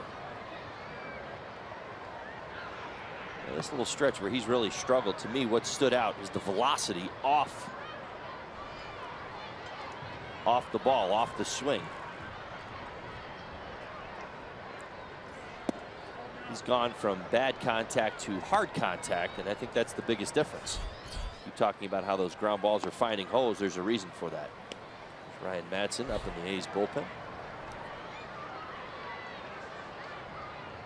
Sonny Gray looks like he's done after 7 innings. Ziegler misses out. Brad Ziegler, a native of Missouri, a big Kansas City Chiefs fan. I don't know how that sat with the Raider fans while he was pitching here. Kept it to himself. Probably wise. That's by Gordon into center field. Holding second is Rosales.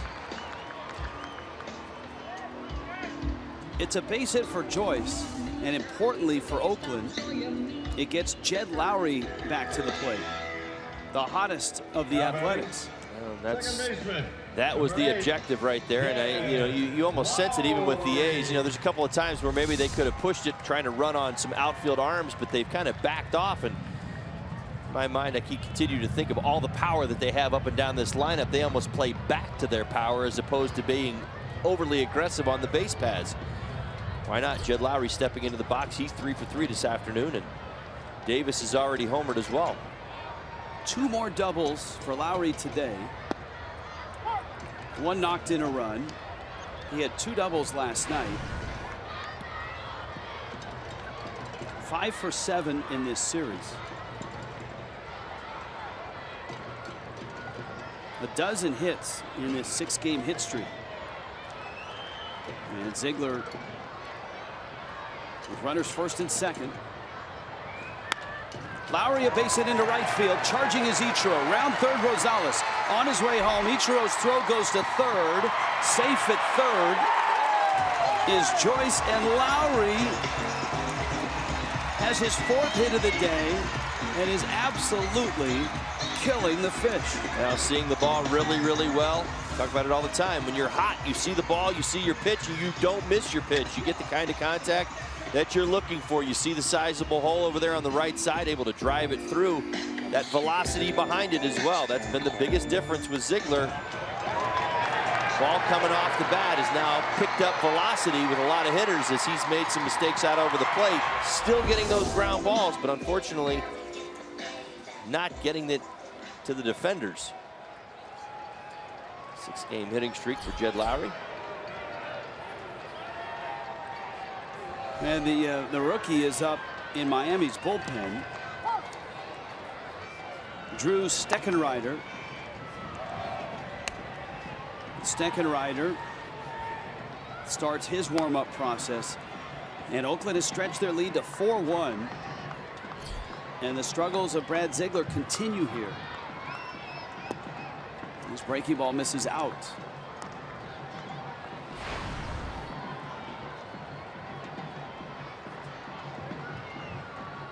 Ziegler's ERA is approaching 7.5.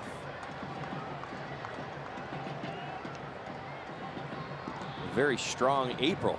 Just an absolutely miserable May. This month can't end fast enough for him. I think that's what he's still, he's trying to get back to that April form.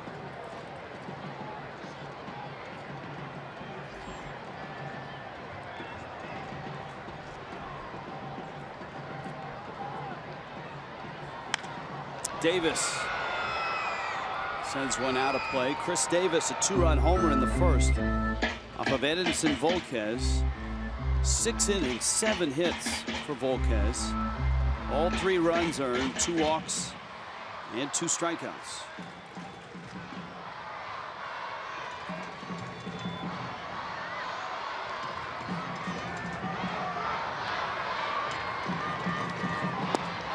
swing and a miss, and he strikes out Davis.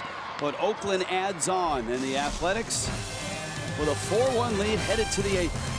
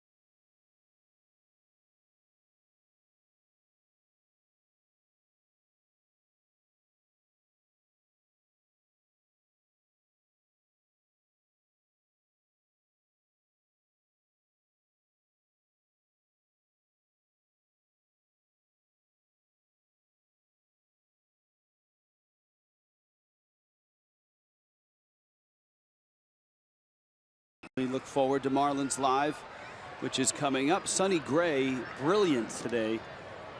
11 strikeouts, just a walk, a run on 3 hits. The outset of the telecast, we talked about the Boston start and how pleased Bob Melvin and the A's were. And they certainly have to be doubly pleased watching him follow it up with this gem.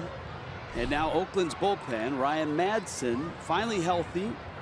And pitching here in Oakland, and JT Riddle lines one to right, and it's off the glove of Joyce. Riddle didn't stop, and he hustles into second base. That's probably going to be an error on Joyce, which is going to snap a long errorless streak that Joyce has. He went 130 games and 7 innings without an error in the outfield. Well, great swing of the bat by JT Riddle right there. See Matt Joyce just kind of squeezed it out, hustling all the way into second base. Fortunately not rewarded with a base hit right there. It was a great swing of the bat. It's kind of the way the game works. Joyce had not made an error since back in 2015 in the outfield. It was not an easy play considering how hard it was hit, but still a play that should be made by a big league outfielder. Ichiro and D. Gordon scheduled as well. Madsen misses in. A's have Santiago Casilla in their pen at the back end. Madsen trying to build a bridge to the 9th.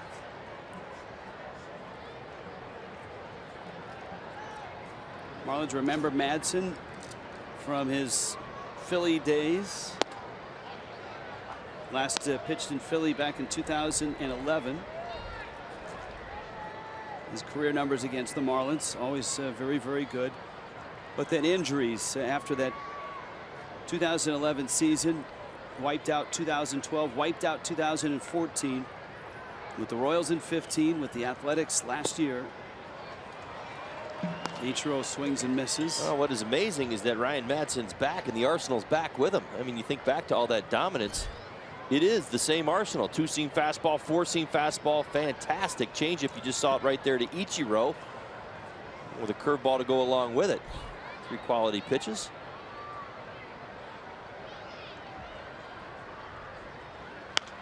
Ichiro fouls it off. He had Tommy John surgery after signing that deal with Cincinnati, but never pitched. 13 was a wipeout as well. He appeared in one game in the minor leagues. And then 2014 was a washout as he continued to try to rehab off that surgery. Ichiro reaches out, taps it towards third, and he's out at first. It's an 0 for 3 day for Ichiro. MLB.com app bat, your #1 mobile app for live Marlins, athletics, and Major League Baseball. Stay connected with a fully customizable experience. Marlins home screen icon, an app feature, as well as game day, video highlights, radio broadcasts, Todd Hollandsworth publicity photos, StatCast, and more. MLB.com at bats. So Riddle still at second. Here's Gordon.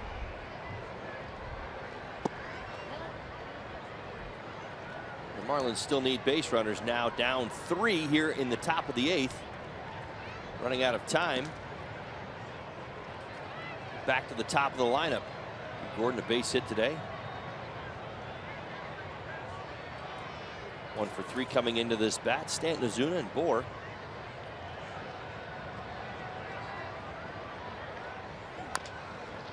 Gordon guides it towards first. And Healey steps on the bag.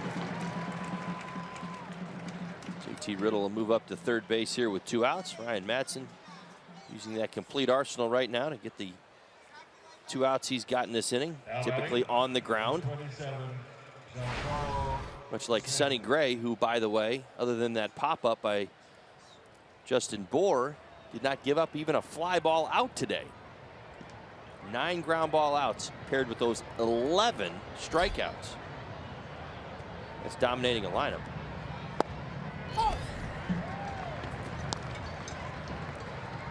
Stanton now with a runner at third. And 2 outs facing Madsen.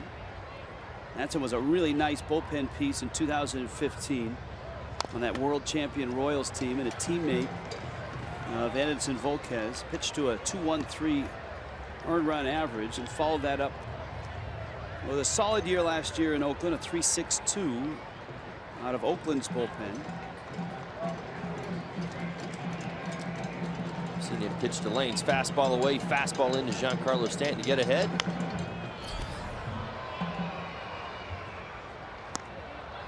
And fastball right there.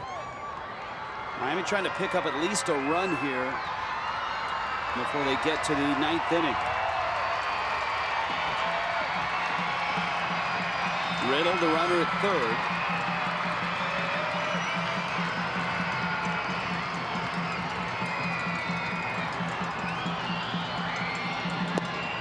Slider misses.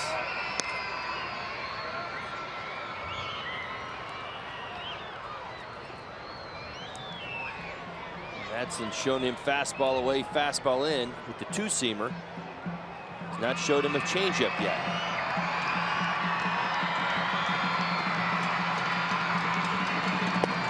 And he got him. 96 Heat. Stanton strikes out. Miami strands a runner, and Oakland is up 4-1.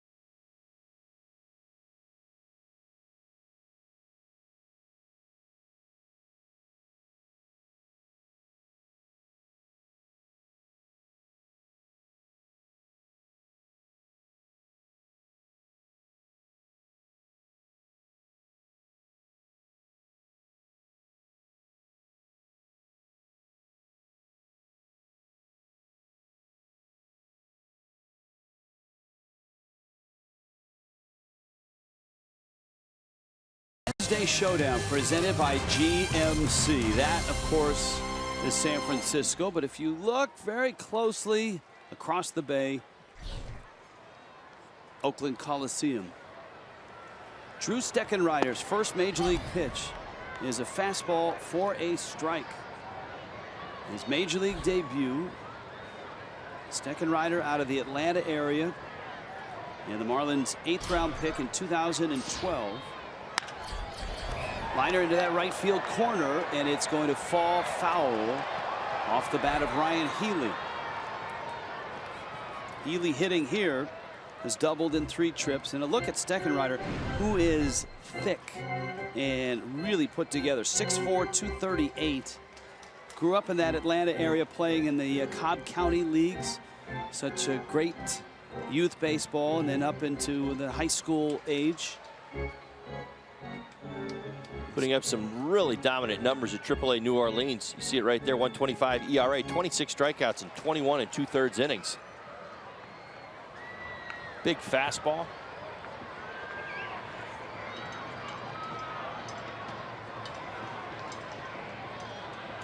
Throws a 4-seamer. Doesn't mess around with those 2-seamers yet. But at his size and with his velocity, that 4-seam fastball has been a weapon for him.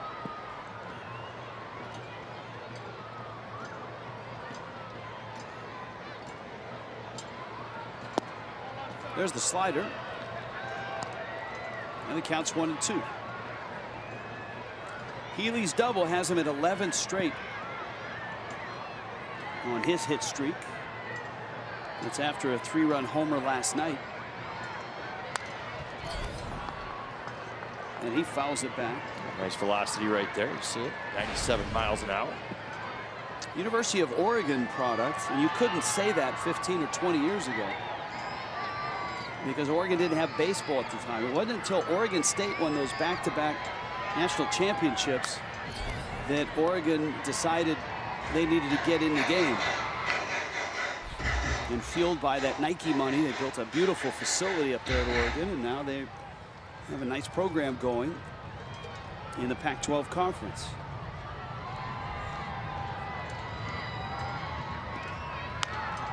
Another slider, Dietrich to his left, cuts it off, throws on the run in time, and we check in with Jessica Blaylock. Hi, Jess. Hey, Rich. Drew Sten Rider's family is in the crowd to see his big league debut. I had a chance to talk to his father, Paul, who took me through the past couple of days and what it has been like for him. He said he got the call from Drew on Sunday that he had been called up, and his first reaction was to tear up because all he could think about was this 6-year-old little boy that he used to play catch with and how hard he's worked to get to this point. Monday was all about booking travel, including the plane tickets. The family arrived yesterday at 1 o'clock. They were at the game last night, and now they are here for this moment.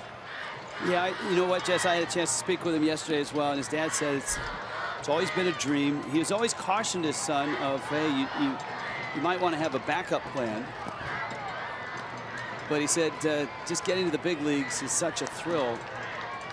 And he certainly has done it the right way. He's put up good numbers every step of the way, from the lower levels on up. You can see the family there. His brother is here. His brother looks like the one operating the camera.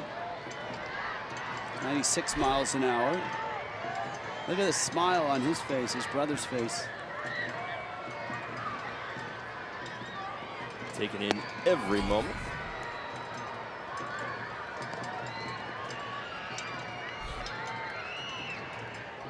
Brother's the one in the sunglasses. Well, family members there all thrilled. His brother Reed is here.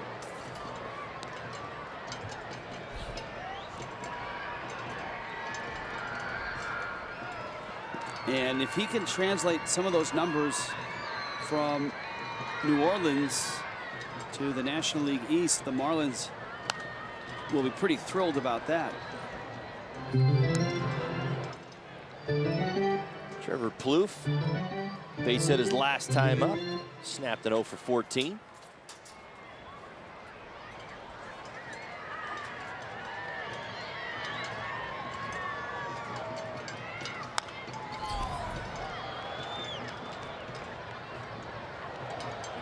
So Sten Rider in his major league debut has an out with Healey. Remember, Mark Canha is in that 7th spot where Chad Pinder was. He's up next. He's not shy about that four-seam fastball. No, certainly trusts it an awful lot. Getting after Plouffe right here. Plouffe doing his best to fight him off. We'll find out. In a lot of ways, that's one of the biggest differences between the minor leagues and the big leagues here. Hitters at the major league level know how to fight. That's going to find center field. Second hit for Plouffe. Foul off pitches till he gets something they can handle. Trevor Plouffe right there, pick up his second base hit of the ball game. Right back through the box both times today. Now batting, left fielder, number 20, Canha.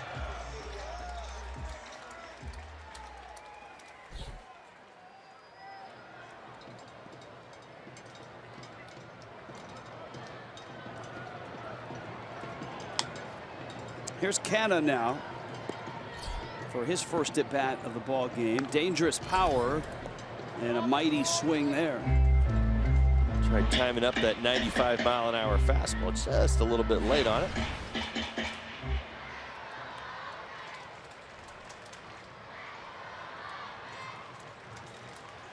Canha, former Marlin farmhand. Showed power through the minor leagues. It was Rule 5. That's how he ended up here in Oakland. Rule 5 to Colorado and then flipped to Oakland.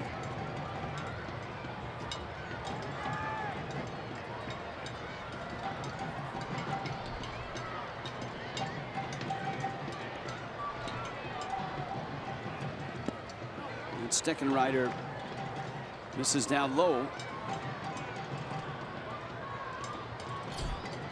Sten Rider went from the Atlanta area and ended up going to the University of Tennessee.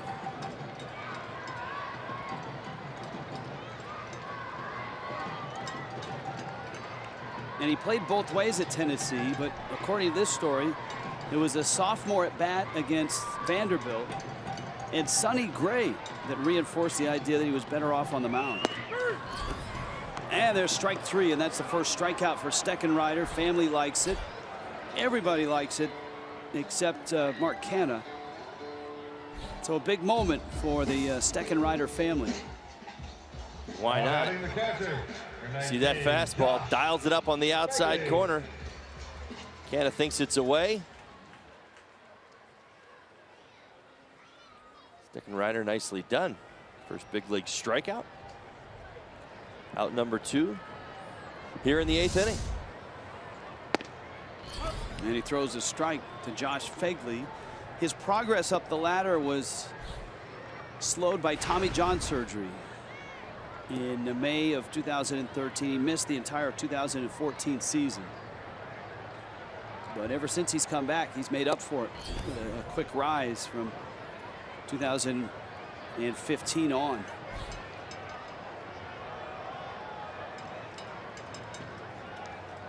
Last year he was at 3 levels: Single A Jupiter, Double A Jacksonville, Triple A New Orleans.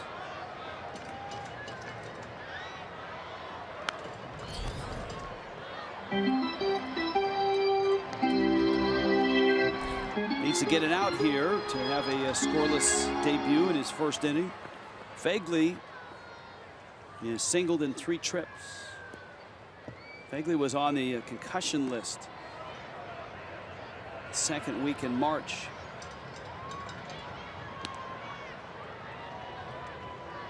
The concussion DL list, shorter than a regular DL stay.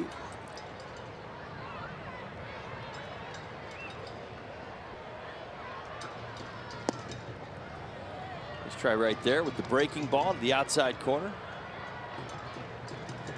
Phegley off that fastball. He's got a little wiggle room here. 2 strikes.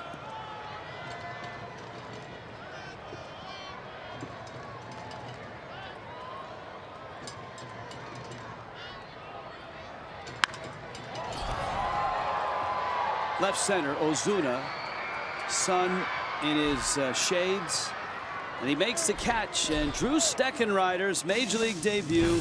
The family is thrilled, and a scoreless inning for him.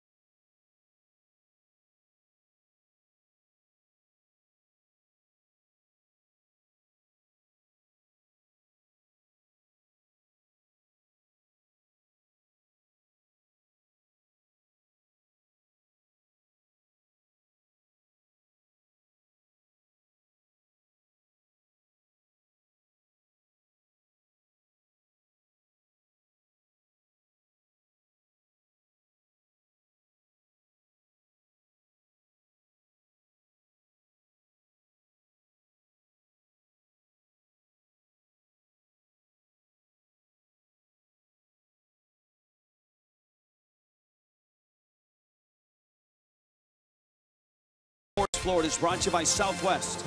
Transparency, low fares, nothing to hide, and by Jeep. Get great deals on the Jeep lineup at the Jeep Spring Clearance Event. And by your South Florida Honda dealers. I love this shot. Look at that. Got to get it smooth.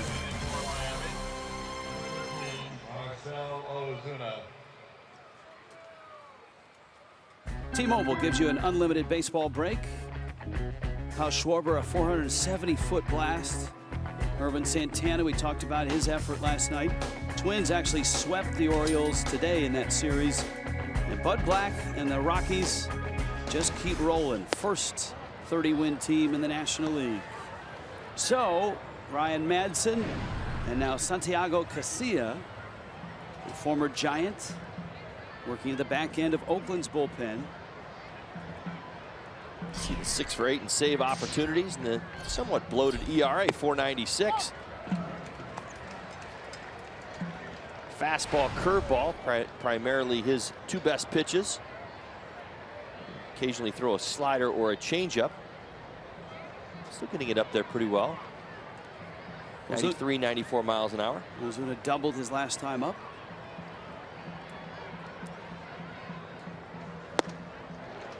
Yeah, 94. Right at the hands.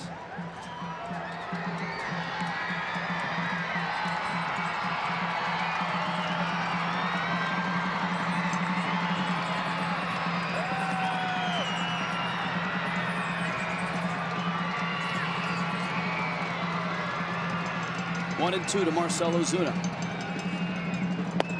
That is strike 3 called. Ozuna eye to eye with Dan Iasonia.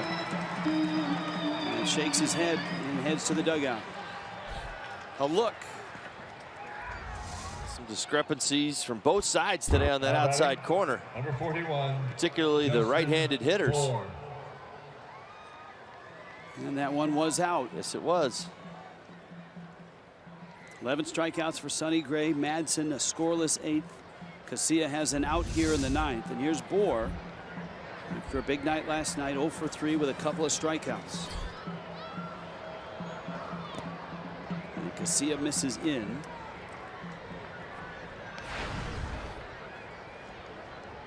Oakland and Miami will play in Miami in June on the 13th and the 14th. And just like this series, it's a Tuesday, Wednesday. And the Wednesday game is a noon start in Miami. Bohr, end of the bat, rolls to third, and he is safe at first. Ball gets away. Bohr's on his way to second base. That's going to be a hit and an error.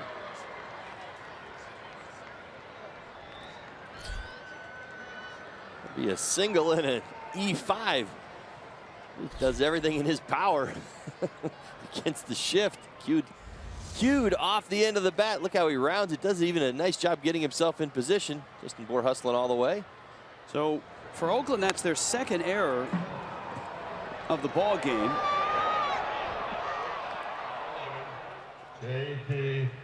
And they're 45th of the season. 45 errors for the Athletics. And here is Real Muto climbing in. This is game number 46, and that's 45 errors.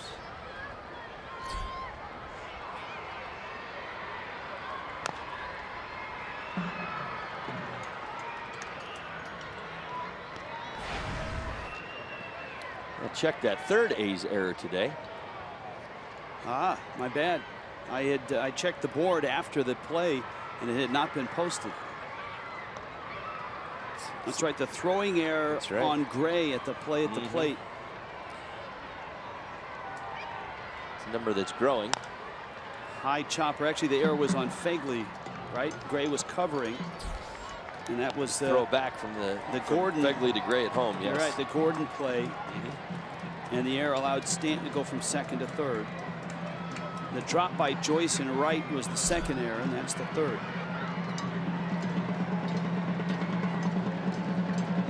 So 46 errors in 46 games. There's a little more symmetry to that. Keeps it clean, right? That doesn't make Bob Melvin any happier. No, certainly does not. He is happy with the 4-1 lead right now. Yep, that's for sure. And Oakland's been able to get that lead with the formula that the A's have for winning games is hit home runs and get great starting pitching. And they've been able to do both in this ball game. Chris Davis, a 2-run homer. Sonny Gray punched out 11. Jed Lowry went nuts again with 4 hits and 2 doubles. 0-2 to Real Muto. JT, and that liner is snared at third base by Plouffe. You mentioned at the top of the broadcast, 145 extra base hits for the A's coming in. That really is what they do. See him going up, bring in that JT Real Muto smash. Swing right there.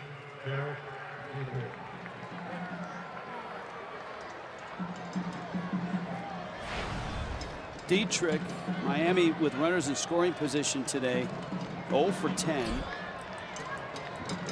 Dietrich is 0 for 3.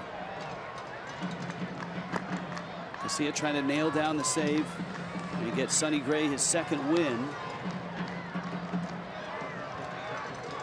It'll really be interesting to watch the A's the rest of the year. Marlins will see him, as I noted, in mid-June to see if this is Sonny Gray getting back to where he was before he was derailed last year with injuries. And that Cy Young form in 2015, he was 3rd in the Cy Young voting that season.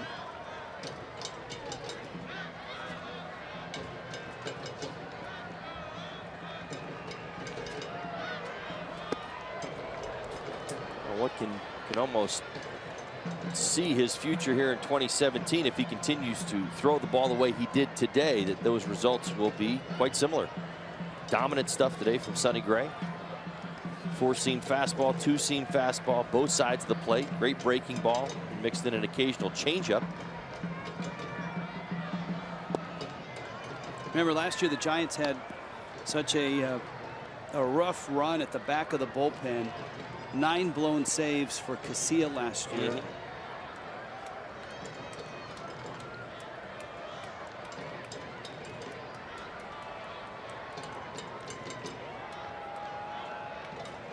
Bour's at second, and Dietrich grinds out an at bat, and that's going to get Moore to the plate. And Tyler Moore, a guy with power,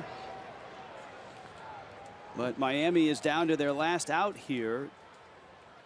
Colon is going to run for Dietrich, who's tweaked something, and we thought that, at least watching the treatment and watching Dietrich, it was a groin.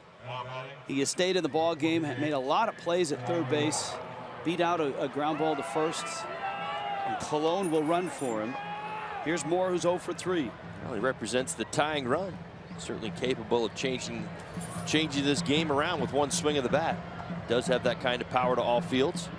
A's outfield very, very deep. And Casilla misses out.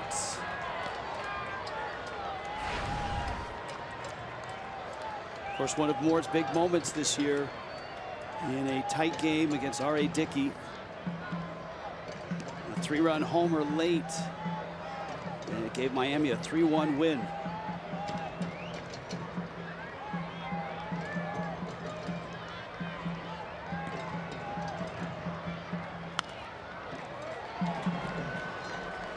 Tyler Moore right on that fastball, 94 up. Fouled it straight back. Nick Wickren is up, starting the process just in case Miami were to tie.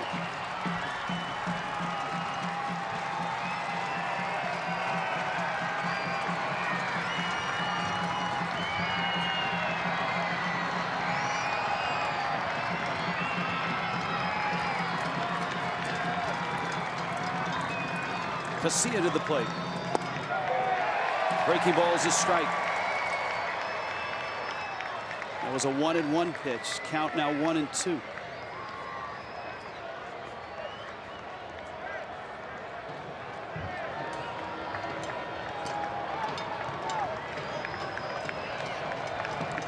One and two. See if Casilla comes back with a breaking ball.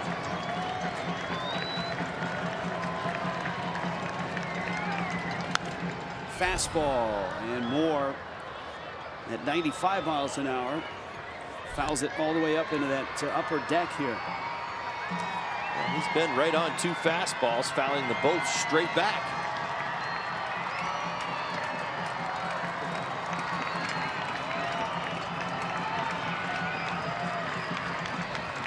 Colon at first, Boers at second. Casilla trying to nail down the save for Sonny Gray.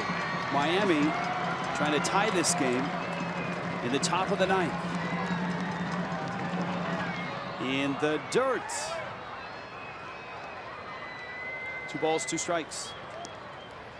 Well, at this point, Moore has seen everything that Casilla has. Advantage goes back to Moore, the hitter. Casilla's given up 2 home runs this year, 16 innings. Just over 16 innings coming in.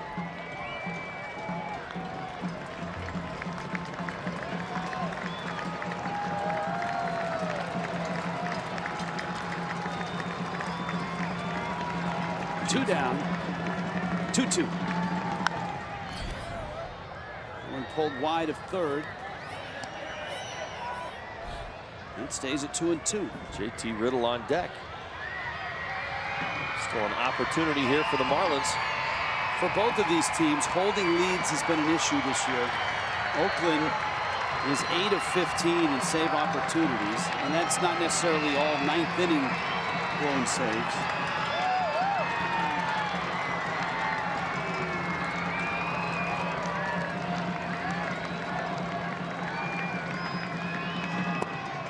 He missed, and the count's full. It's going to start up your runners at first and second. Justin Boers at second. Colon's at first. You see Riddle on deck. And Moore waiting. Santiago Casilla. Oakland a 3-run lead, 2 outs in the 9th. And a 3-2. Moore, a high pop. Third base side, a lot of room there. Kloof settles and makes the catch. And Casilla finishes the deal. Oakland gets a split. And Miami will head back home to face the Angels on Friday nights. Too much Sonny Gray today for the Marlins.